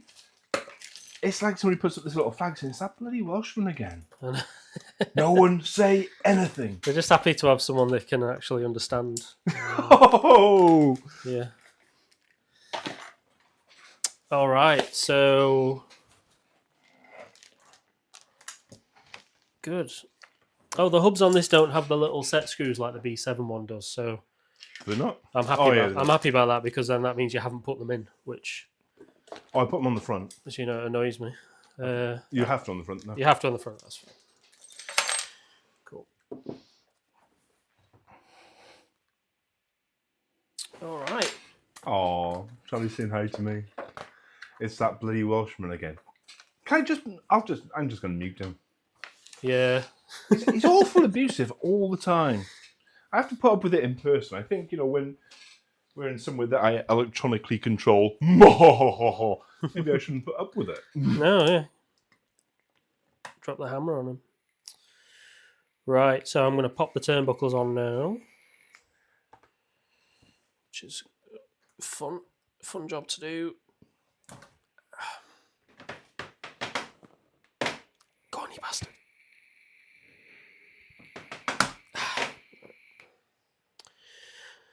These are the turnbuckles that I prepared earlier, because I value your time. Oh, You know, we've got some teeny tiny pliers that are really good for putting on those Oh, things. are they? Yeah, look, yeah. Okay. I really like them for nice one. such things. I find it puts less stress on the plastics as well while you're doing it, if you know what I mean. Okay, cool.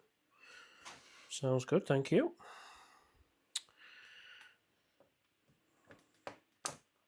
Right.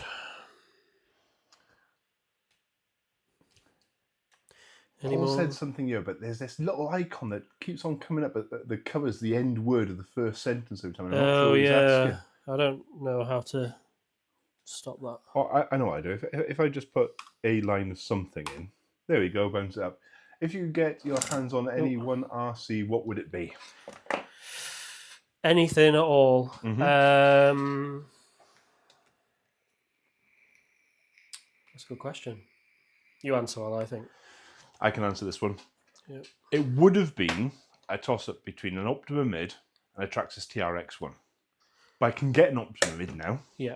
So if I could get any Rintrol car, I would get a TRX one, just for the the nostalgia thing about it. Yeah. Because that was my first proper racing one, and like I said in one of the other live streams when I was growing up, my dad used to take me racing with it on weekends before I found beer and stuff, and nice. It was nice. Oh, lovely. Spent some nice times with my dad racing cars. Oh. And until women happened, apparently. Yeah. As with most things in a man's life, it all goes downhill. Well, it's not turned into one of those streams. We're just going to sit here and be all old and grumpy blokey about women. Yeah. Any car. I feel obliged to pick like an old car that you can't buy anymore. But the only one I would have said was an X-Ray T1 because that was my first proper car, but I have one. That was like my lockdown project to rebuild one of those. I bought a knackered one on eBay and rebuilt it. So I don't know.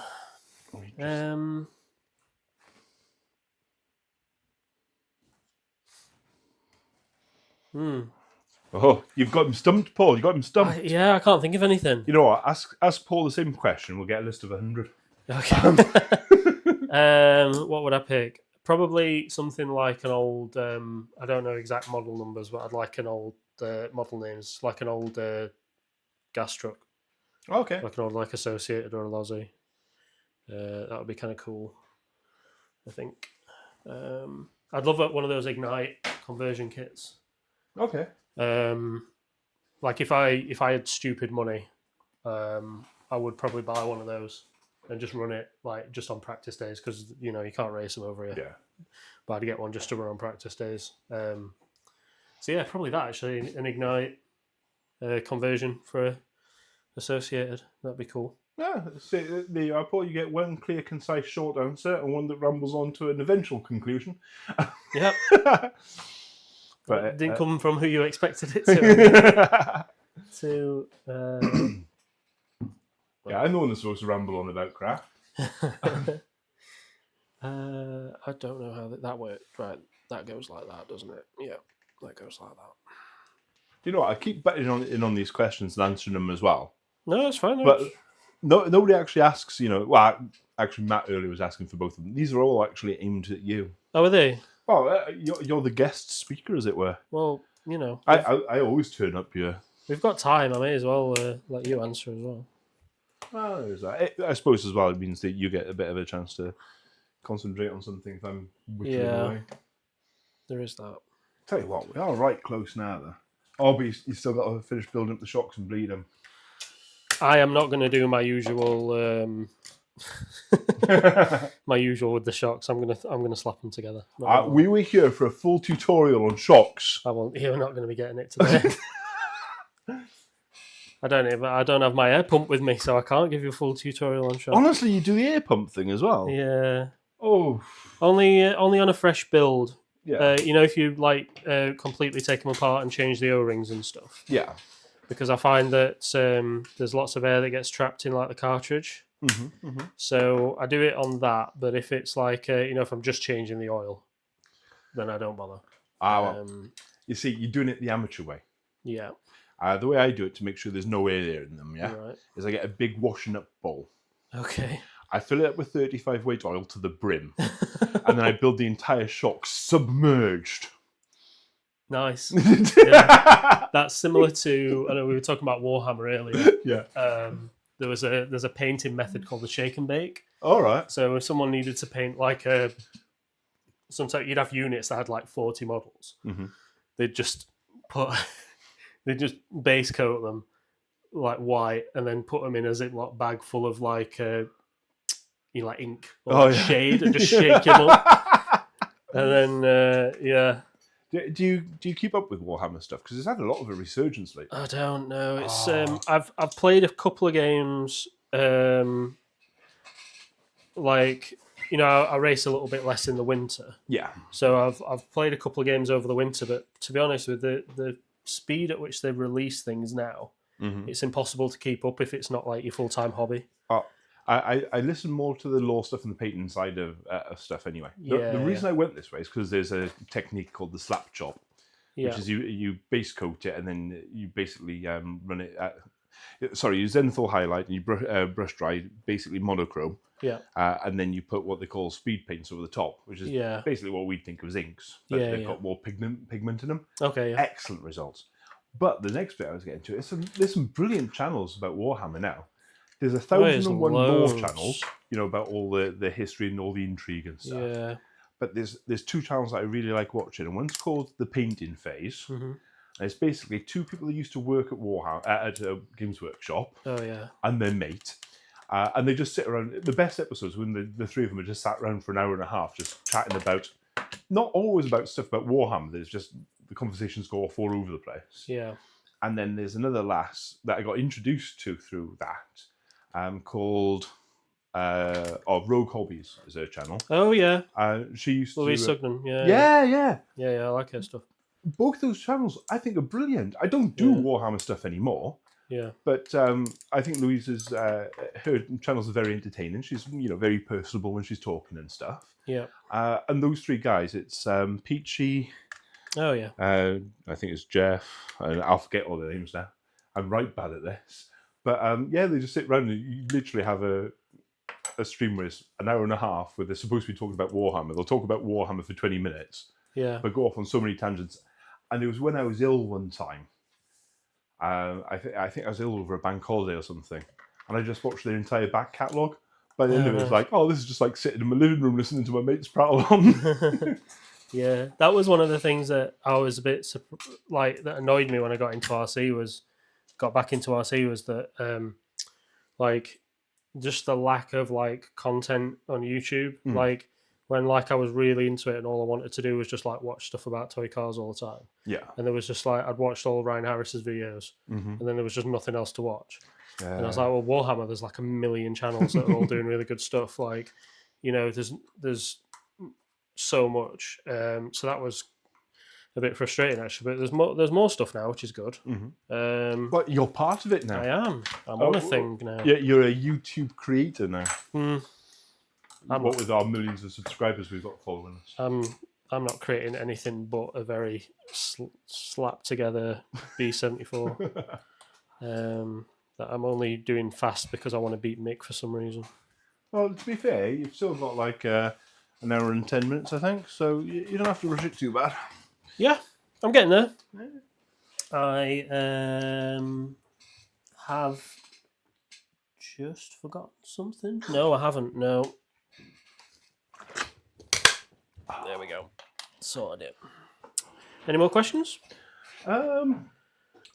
We're clean and clear on the question front. Everyone's turned off because we were talking about Warhammer for 20 minutes. That, and to be fair, if you want many more questions, you're going to have to swap places with me. Why? Oh, because... Oh, do you know what? No one wants to ask you questions. Oh, no. What? The little battery indicator's popped up on your screen. Top right-hand corner. Oh. Oh, we might have to do a camera battery swap in a minute. If Dave's camera dies, it's probably because he's broken it and run away because he didn't want to do the shocks. But we'll just have to swap the battery over. I have to sort out a live feature of that. I really don't want to do the shocks. All joking aside, I really don't want to do them. I'm going to do them, but I don't want to. Why would you not want to do shocks? Well, no one enjoys doing it. And then I'm going to enjoy it even less doing it like in a bit of a rush on camera.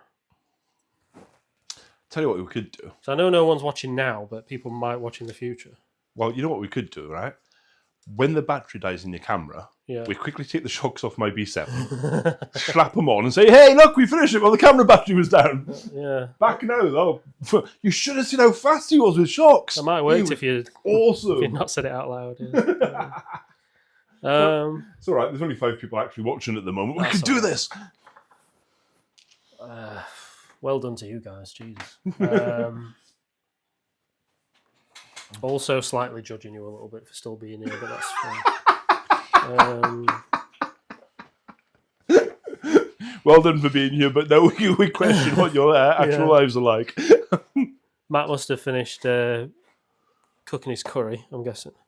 Yeah, golden fish curry. I'm sure he's mentioned that before, you know. Is it? It does sound a bit suggestive, though. Does it? Yeah, a bit euphemistic. All right. I won't say what I was going to say. There we go. Okay. Well, I can do. Ooh. I can make Dave really big. Hey. I can make Dave really small. Hey. Sorry. I'm not sure if it shows it live while I'm dragging things around, actually. Have you seen the little RHR Classic buggy that goes across screen? No. Well, that's fun. What's that? That's what I did last night. What's that for? So, I'd like to learn about things, and one of the things that I've been told in many YouTube videos is it's good to make things as interactive as possible. Yeah. So when people chat or say something or whatever, you can get it to change things on the screen. Yeah. So I was working on the basis of that. So that's where the little buggy goes across. Cool. What we could do is we could do it so that every time someone chatted, a buggy went across, or every time somebody gave us money. Yeah. So we'd never see the buggy. No. But yeah, I didn't get as far as the automation because then there was a phone system issue at work. But I can manually trigger it. Oh, pardon me. Excuse you. Do you know what? That's because I was just chugging a shed load of squash. That was disgusting. Oh, I know. I should be banned. Oh, where's the ban button though? Right, so the only thing I have left to do is there's the servo, but I wasn't going to do the electrics. Is servo counted as electrics? Have you got a servo with you? Yes. I wish I'd not brought it now. Okay, but you know why you're mentioning these other things, don't you? Yeah. Because you don't want to do the shocks. Yeah, I know. You're thinking, if I throw a servo in, I can say it's modern, I don't have to do the shocks.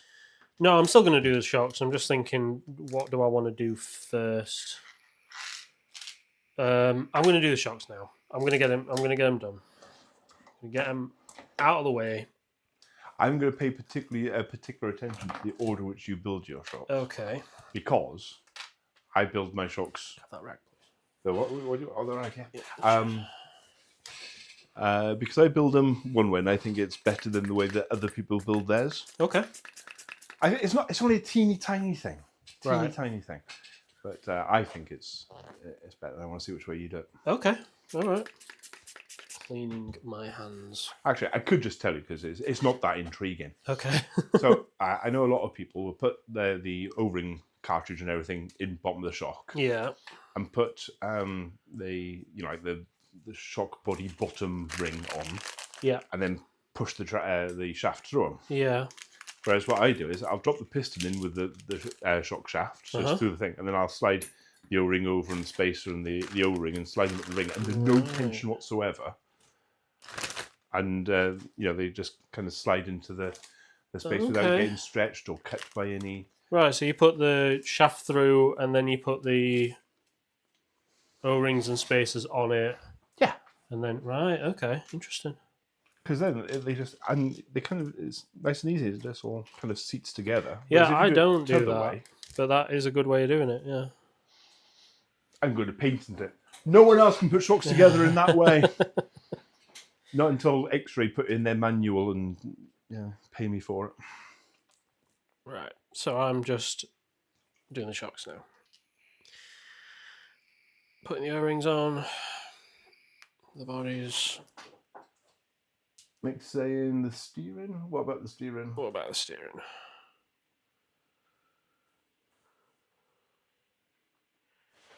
Sometimes this little delay is a bit infuriating. Not infuriating. Frustrating. Yeah, it's a bit like, annoying, isn't it? I've seen a thing. I've asked a question, but I know he's not going to hear what I'm saying until about a minute down the line. Yeah, it's a bit annoying, isn't it? And of course, it's infuriating for him as well, because you'll ask a question, he doesn't get an instant response, even if we spot it instantly.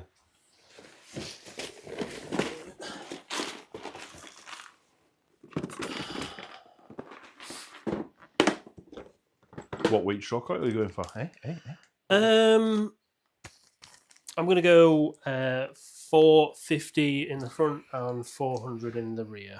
Because... Oh, that's quite thick.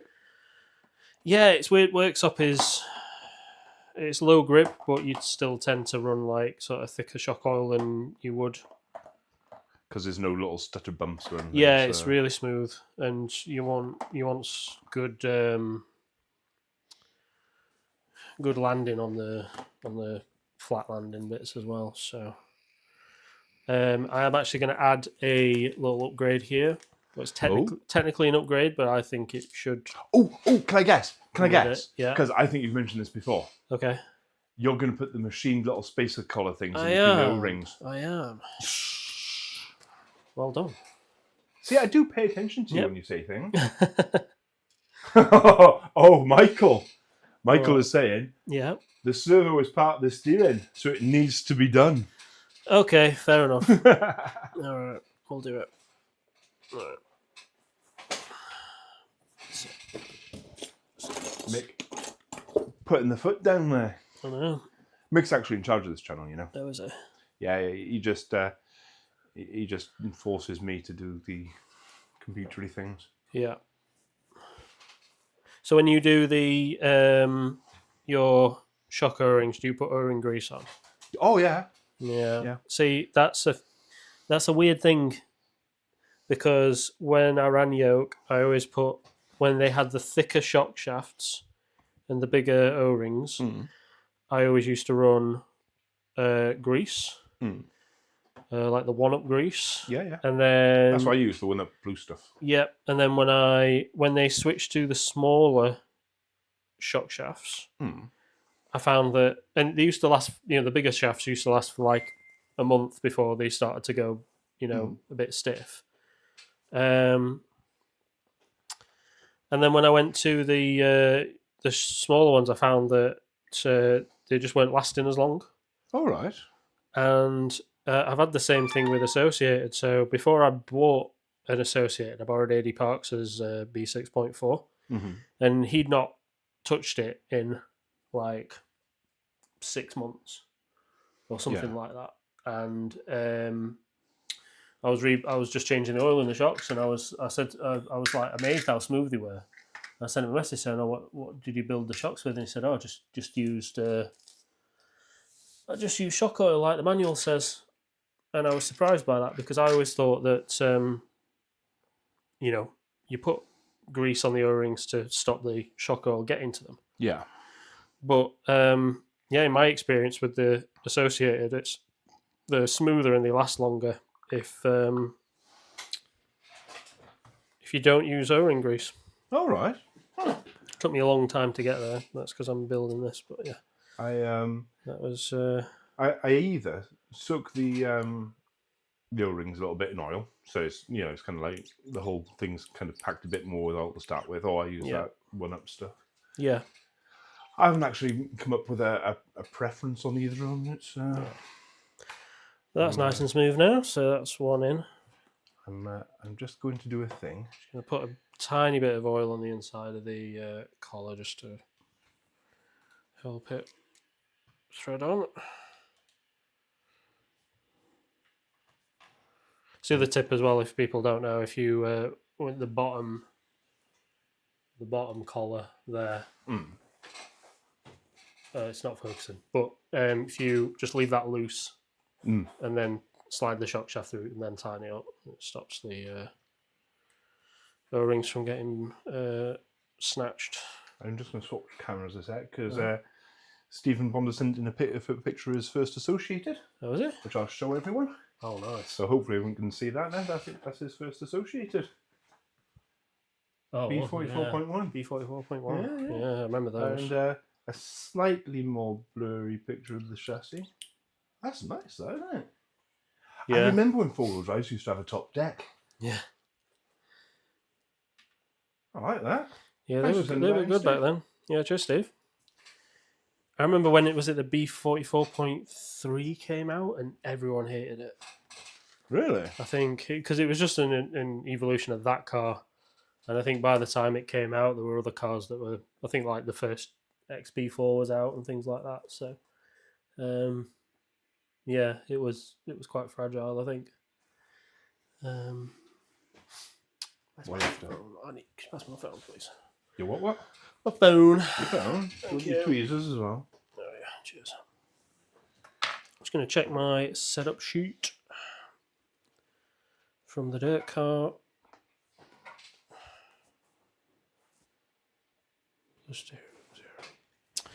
Right. See, Rich said he was going to pop in and heckle you, but he's probably forgot to pay for his dial-up. Oh. And Mick's saying that the grease contaminates the oil. Right, yeah. Is that the case if it's silicon grease and silicon oil? Mick's usually really good with lubricants, to be fair. Also, I've been told. Could be, yeah. I'm not sure. I think it's different shocks seem to like different things. I don't know. It's very strange. Have you got a shock stand? Mick, what do you do with my shock stand, mate? Over there. Just over on your left, behind the broken Mugen. Thank you. I mean the Mugen. And some calipers. Calipers, as in slidey ruler thingies. Yeah, slidey ruler. Yes. Oh, Mick, what do you do with the calipers? Oops. Every time I can't find something in you, I blame Mick. That's fair. Probably wasn't Mick, but I'll blame him. This is where I find out they're actually still in the toolbox outside him. There's folks in there. Is it? Ah, there's Got the smooth action on that. Hey! It's lovely. Thank you very much. No worries. So, what do I need here? I need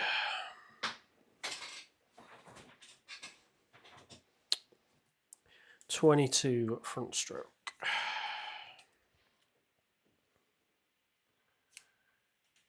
Stephen saying, first Associated was a B2, then this silly icon always gets in the way. How can I stop that going over the chat? Everyone else now in the world, well, everyone else that's listening to this is like, what's it on about? What icon? Because they don't. Yeah, it was annoying me.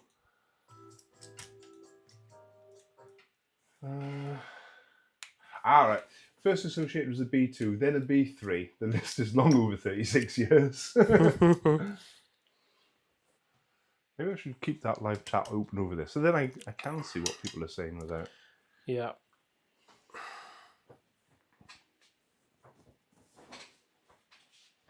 Right. Shock oil has gone into a shock for the first time. Right, well, we're on 25 to now. 25 to 10. Yeah, and remember that there was an introduction period at the beginning, and there's one on mix thing as well. But I think you're going to pip him, yeah. Okay. How long are we going for? How long have we been going for? Well, we started a pee break after 6. Yeah, I didn't need to. It's 25 to 10 now. Okay, all right. Well, I'll tell you what. We'll just see how as far as we get till 10 o'clock. You'll have the shocks done by then. Yeah, I should do. But and if I don't finish it, then I apologise. But do you know what would be really good? Would like to go to bed. Do you know what would be really good? What? Don't finish the shocks. Try driving home with a load of shocks open on the passenger seat. Yeah, true. Yeah, that'll be a lot worse if I don't do the shocks. Won't it? Yeah, in for a penny, in for a pound now, mate. Yeah. Tell you what, though, if you don't do the steering servo, Mick wouldn't let you load anything over him. Everything will be, yeah, but you didn't finish it. You didn't do the steering servo. Well, do you want to do that? This is the Yeah, tell you what. mount and While I do the shocks, you can do that. I think it's all in the box there. what is all this stuff? What? All right. All my spare The parts. box underneath, not the yeah. Sorry. The box. I thought I was getting upgrades then. No. Oh, you want me to just fit the bog standard stuff? Yep. Well, see what I'm worth to you now. Are they 2-piece ones or a single? Oh, it's the carbon thing in there. Yeah, the and I've metal got things so that's the servo. I'll just show the camera. I got a very nice Rudog servo. Is it going to focus? There it is. So I've not had one of these before, but I've had Rudog motors before, and they were really good. And I've got a servo horn somewhere. I think it might be in the box for the car. I shall have a look. Are there any particular brands of servo that you like or don't like? We have opinions in our little group about servos, you see. So, for the last few years, I've been using AGF servos. Okay. Which is not... it's not like a well-known brand, but basically like loads of companies like... it's the OEM for loads of different companies. Yeah. And they've been really good. Like, I've had the same servo in my truck. It's like a mid-size, basically the same size as that one, for years. And it's waterproof, and it's got like 25 kgs at 6 volts, and it's like really good. And the only reason I got that Rudog one is because I couldn't find that servo I wanted in stock anywhere. So yeah, I got that one instead. But the specs look really good. But yeah, AGF, if you can get them, they've been solid for me for years. Because I like to have waterproof servos, just in case. So it means that, you know, sometimes you have to sort of pay a little bit more, but they were quite well priced as well. So that one was spenny. I think that was like 120 quid or something, which is more than I'd normally pay on a servo. But well, we've had opinions. There was a few months back. There was a conversation about servos amongst us, and some people were saying that they really didn't like Savox, don't get on with Savox and all that. And I was like, I've never had a problem with Savox. Yeah, there's only those two camps. Yeah, well, I've gone from one camp to t'other. Yeah. The Savox I bought for the B7 and the Mugen both died. Yeah. The one that was in the SB401 before that died. I take into account the Mugen and the B7 were only doing half duty all summer. Yeah. And they were brand new servos for those cars. And I'm not crashing as much as I used to. Yeah. It doesn't add up very well, that, does it? No. So, yeah. So there's quite a few of us now that are not in the Savox camp. Yeah. Yeah, I've not really used them, but I have heard bad things from many people. When they work. They're just... Yeah. I threw so many teeth on them. Like, so many broken things. Well, I think I may have lost something. Dude, this is a different servo mount from what's in the manual. I just can't operate with like this one in the manual's got three screws. You've got the supplement. You've got the supplement over there. So. I don't know. I'm just making it up as I go along. Actually, I just need to know which way the carbon mounted on top. Yeah. Any more questions? Oh,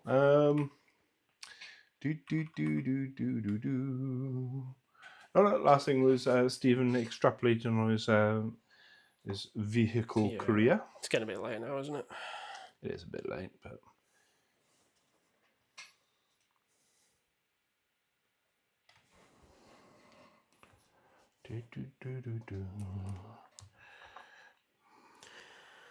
Okay. Silver screw. Oh, it comes with servo screws actually. Oh, you want me to use?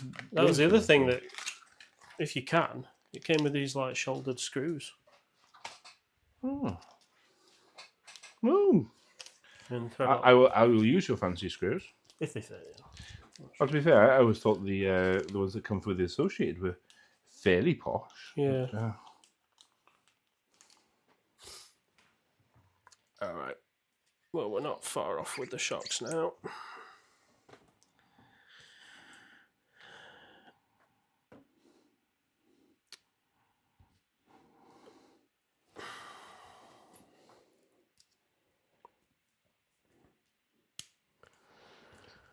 I reckon that if there's anyone that's left watching, Yeah. it's purely there now to say I survived the whole stream. Yeah. Yeah, that's fair. If Mick's still on there, I really hope he's not on earlies tomorrow. When he's on earlies, he starts at like 6 or something.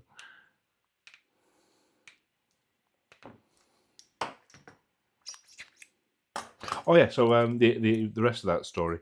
Yeah. So the last few servos we've purchased have been SRT. Yeah. Which, SRT are good. Well, Rich got me onto them after the second of the Savoxes. I think it was the same day, blew when he was pitting with us. I think it was the regional. Yeah. And he lent me one. So actually, this is quite a nice servo there. Yeah. Yeah, they're good. Yeah, like I said, I really like the AGF servos. They've been really good. I did kill one somehow. I was taking it apart. I can't even remember why, but I took it apart. And then when I put it back, but I didn't fully take it apart. I basically just took like the back half of the case off. Yeah. And then when I put it back together, it didn't work anymore. Oh. I have no idea why. So that really annoyed me. But it's like one of those things that even if I did get it working again, I'd never trust it again. Yeah. So, yeah. That was a shame. But, yeah, weird. Apart from that, never had any issues. Well, we've got a little graveyard of servos around here. Savox is waiting for gear replacements or whatever. Because you can get them, but you can't always find the ones for your model in stock at any particular time. I think I've just been really lucky with servos. I don't think I've ever killed one like from driving. But this is the one that hurt most. What? That one died. Oh no! Really? That's a very expensive servo. But it died at one of the most inopportune times ever. Mark was we were over at Manor racing. Mark, but he was there, but he broke his car. Couldn't believe it, but Mark broke his car. Yeah, I know, crazy. I was like, oh, don't worry, you can borrow my V4. And he was like, all right, then we got to sort all the receiver around and stuff to get him running. And then every time he moved the steering, the whole car would die. Oh, right. It's like, what's up with this? And first of all, we were blaming the speed controller, the ESC. But in the end, it turned out to be that servo. Weird. So there's some stuff that I've got to check on it, because we think that maybe opening it up and cleaning the contacts and all that might have a beneficial thing. But it's not like it was in the middle of the indoor season, so it's not like you'd been outside recently or moisture or anything. Weird. Yeah. But yeah, that hurt when that started messing up. So, that's very expensive. What? I think that probably cost the same about the one that I've got. Well, maybe more than one than that Rudog one. Yeah.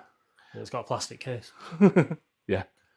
Well, it's a holdover from when I was doing that stupidly expensive drifting thing and getting everything that was shiny. Buy all the shiny things. A bit of a pity, but.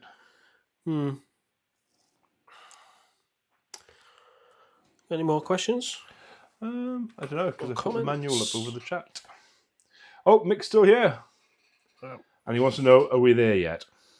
Almost. Yeah. Nearly there.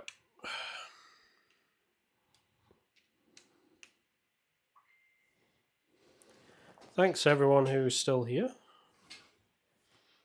I think we might be down to Stephen and Mick. Let's have a quick look. Oh, apparently 6 still. Ooh. You know what that means? We know 6 psychopaths. We should be more mindful and worrisome about our health. Yeah. Right, so where did you say the server horn was? I thought it was in the box for the car. There it is. Oh, you know what? I was looking for an Associated bag. Nope. Can't believe you bought aftermarket. Of course. We'll have a shiny aluminium servo one, don't we? Yeah, I always buy the Associated one though. Yeah, Mick is definitely still awake because there's chat going on in the RC Misfits group as well. I'm not centering your server, by the way. That's fine. Yep. I'm not building these shocks properly. Well, don't admit that. Mick's listening.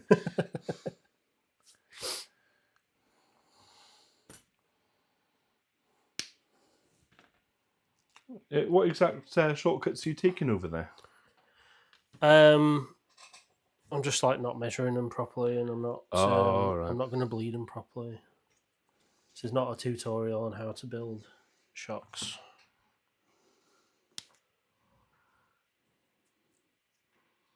Oh, that's all right. We'll get you back for a tutorial on how to build shocks one day.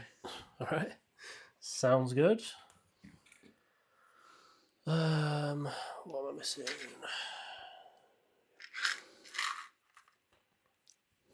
Okay.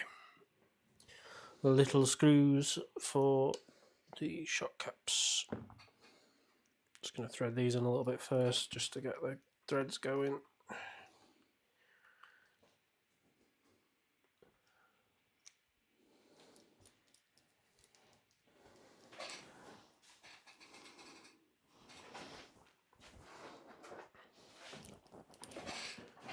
So how come you stopped doing RC drifting then? Do you know what? I liked it, but it's and this is going to be a very poor definition. You ready for this? Yeah. It's a bit artsy and a bit clicky. I got the feeling it might be. Yeah. And it's like racing. It's very black or white whether you're getting better. If you're getting lower lap times, it's empirical. You know that you've got better. Yeah. Whereas the drifting, I was like, is that better? Mm-hmm. Is that not better?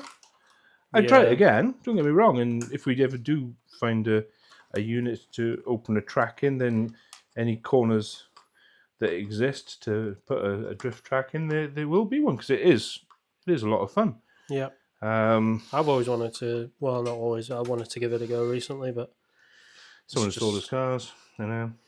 Yeah, it's just you just can't trust these Welshmen. They say, "Well, you can have a go on mine if you want," and then sell them 6 months later.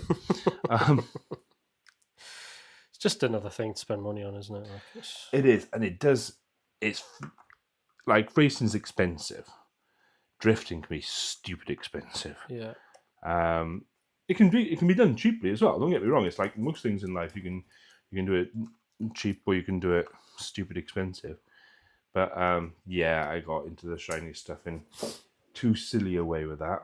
Yeah. But the thing that really did it for me is the most local good place to go is NRD or Rat Trap up in Wakefield. Yeah, that's where I was going to go.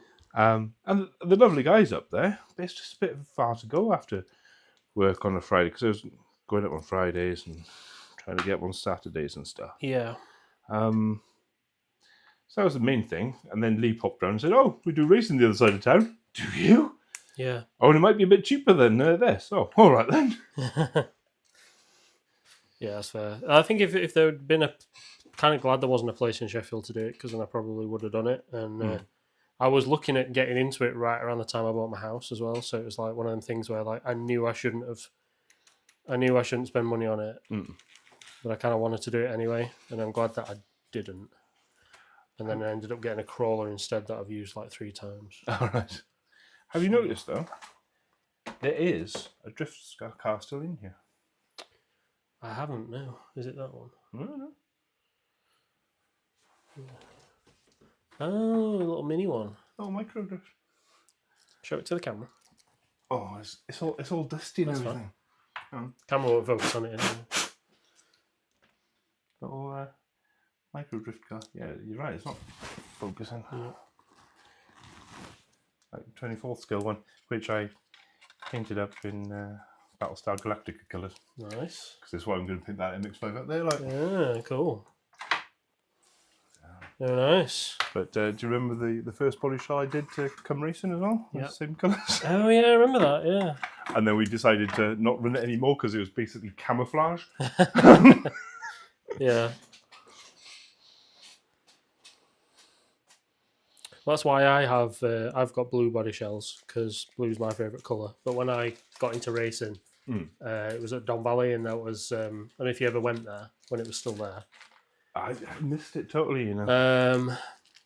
We used to race on like the indoor running track, which was like rubber. Yeah. But it was like blue rubber. And I wanted a blue body shell, but I thought it'll blend in with the surface, so I ended up getting like a bright green one. But yeah.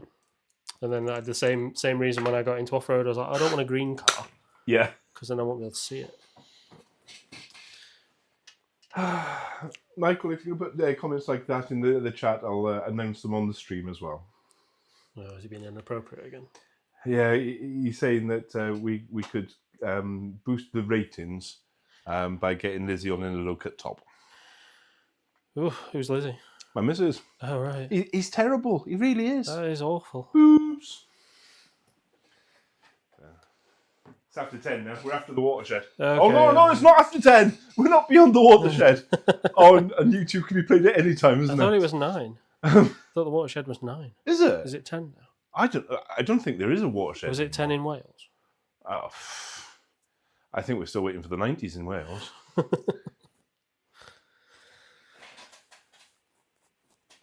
I went to was it a nickel refinery in near Swansea? Yeah. It's the most depressing place I've ever been in my life. It was like the factory. I think it must have been built in like the 1910s or something. And like the most modern building was the one I was working in that was built in the 80s. Oh man. And it was a bad week. I had my birthday. Really? It was my birthday when I was working. And they sent it to Wales? Yeah. Oh, that's just cruel. My boss volunteered me for it without checking for me when I was on holiday, and then I was too late to say no. So I had my birthday in a Premier Inn. I had a KFC, and then I got myself some little mini bottles of red wine and an extra special lemon drizzle cake from Asda, and I ate half of it in one go. That was my birthday. Oh, that was my 31st birthday. That's the most depressing birthday in the world, isn't it? Oh. I actually spent quite a lot of my birthdays just hanging out and watching YouTube, and Mick will come around and have a takeaway or whatever. It wasn't too bad, actually. But that's the difference. Mick came round for a takeaway. Yeah. Whereas yours was in a strange place. Yeah. In a Premier Inn by myself. Yeah. I watched something on YouTube the other day, the 10 worst places in South Wales or whatever. Okay. I know South Wales is a small area, but I think all 10 of them were within 2 miles of where I grew up. It's like awesome. Nice. This is how people view my heritage. There's another one as well where there's this guy that goes around city centres and, you know, like seen how much is closing down and all that. Yeah. And he did Nottingham one time, but he got the wrong end of town. It was like he was going around the bottom bit. Yeah. And someone from Nottingham posted up and said, dude, you're walking around the wrong places. Come back, I'll take you around. And it was actually a really nice episode about how nice Nottingham actually is. Yeah, it's all right, actually, in Nottingham. I used to like Nottingham Christmas Market. Yeah. Right, shocks are done. Oh, Server Mountain as well. In a fashion. They're not like... No, they're done perfectly. They're done. They're expertly tuned. I definitely won't need to have a look at them before I run them. Have you got those pliers? Oh, I've got them. Okay. Right. So I think all I need to do now is put the shocks on, get the sway bars on, and trim the body shell. And no, body shell's already done. It's just at home. And paint the body shell. You didn't bring with you. We've got no proof. No. You got to trim and paint that body shell. And then someone else painted the body shell for me. So. Oh, that's definitely cheating. It is a bit, isn't it? I just hate painting body shells. I always get it wrong. So. Yeah, I quite like painting body shells. I used to be okay at it when I was younger, and then for whatever reason now, even if I'm careful and I prep it right and I take time, make sure it dries between coats. First crash I have, it starts flaking off every time. Really? Yeah. I don't know what I'm doing wrong. So I thought with how much it costs to buy paint and all that, you know what you may as well just it works out about the same just to pay someone to do it for you. You know what you should do? You should come round one day. We'll paint a body shell each. We've got the airbrush. Yeah. I don't have an airbrush. That's the thing. And to be fair, mine are well crash tested. Yeah, that is true. That is true. Right. I've got little bits where it's missing, but usually from stuff rubbing. Yeah. Right. I tell you what I do wrong though. Yeah. I shall demonstrate it on the B7. When I'm masking, I'm a bit too heavy-handed with the scalpel. Yeah. Because there's I'm not sure if it'll come up on camera. There's a crack there. Oh, yeah. But it's right where I cut the liquid mask. Yeah. It's like, well, that's just me being a Yeti.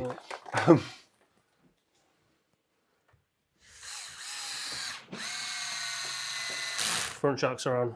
Front shocks are on. Lovely. Oh, Mick's still painting his. Nice. What colours are you doing, Mick? I think he's going for the Viper Green from the Skoda Fabia VRS. Nice. Apparently we need some female volunteers. And Mick's agreeing with him. We're in the wrong hobby for that, so... Yeah. we don't get... Probably don't... We'll need to do a... what's a female-dominated hobby? We'll need to do a cross-stitch stream. You know what? You'd laugh, but at work, one of our clients once used to run a YouTube channel for a cross-stitch. Oh, yeah, I bet they got like thousands of views. Oh, like millions. It was very, very popular. He was a bloke, though. Oh, right, cool. Yeah, he was a right nice lad. Good on him. Jamie Chalmers. Yeah. And his YouTube channel was Mr. Cross Stitch, but it wasn't cross, it was an X Stitch, so it looked like Mr. X Stitch. Yeah, shout out Chalmers. Yeah. Shout out. Big shout out. I haven't seen him for years. Yeah. He was a nice guy, and yeah, he used to do the whole cross stitch thing. Get in there, Jamie. Mick saying black roof, Viper green body. Nice.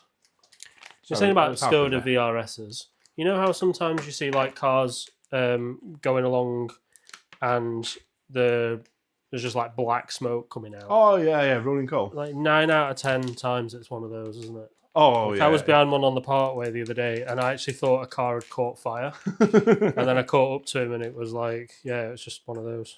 Yeah, it's usually a VAG person. It's usually the Volkswagen or a Skoda. I'm a VAG person, but my car don't do that. Well, I don't have a diesel, so. Ah well, if you had a diesel, it's actually compulsory if you're male that you roll coal. Okay.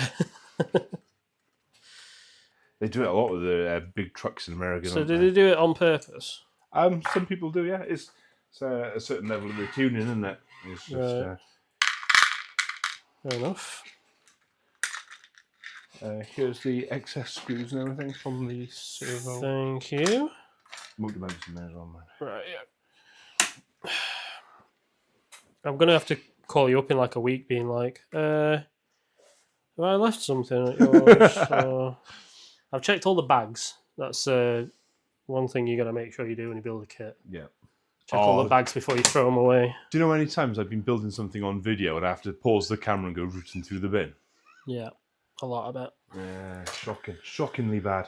Right, so the car is built apart from the sway bars. So what time are we on?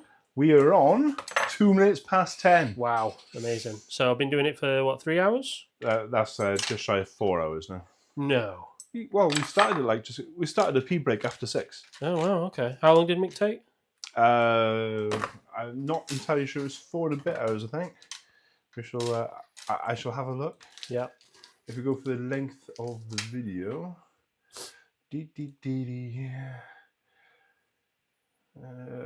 mix was 4 hours, 37 minutes, and 56 seconds. Okay, right.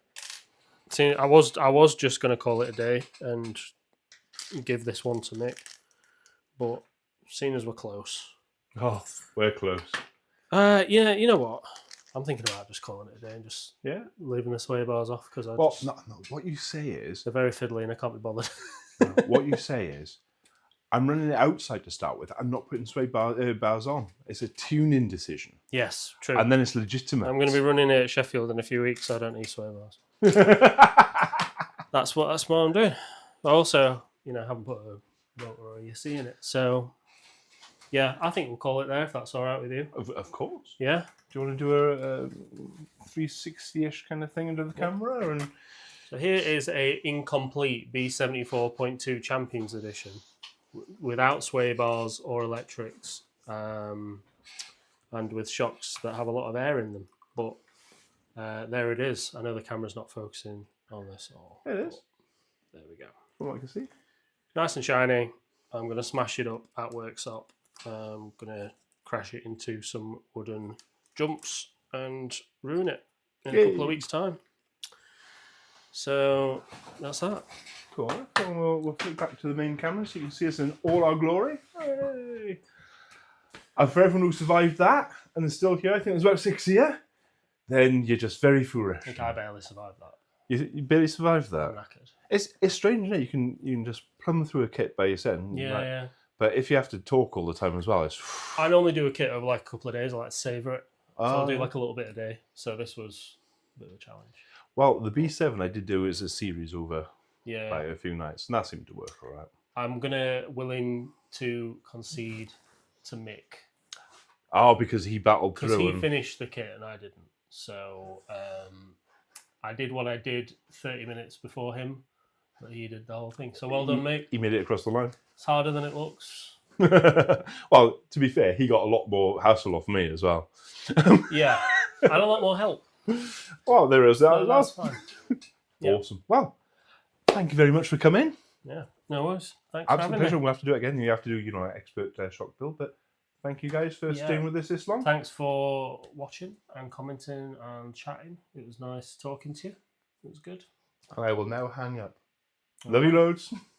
See you guys. Bye.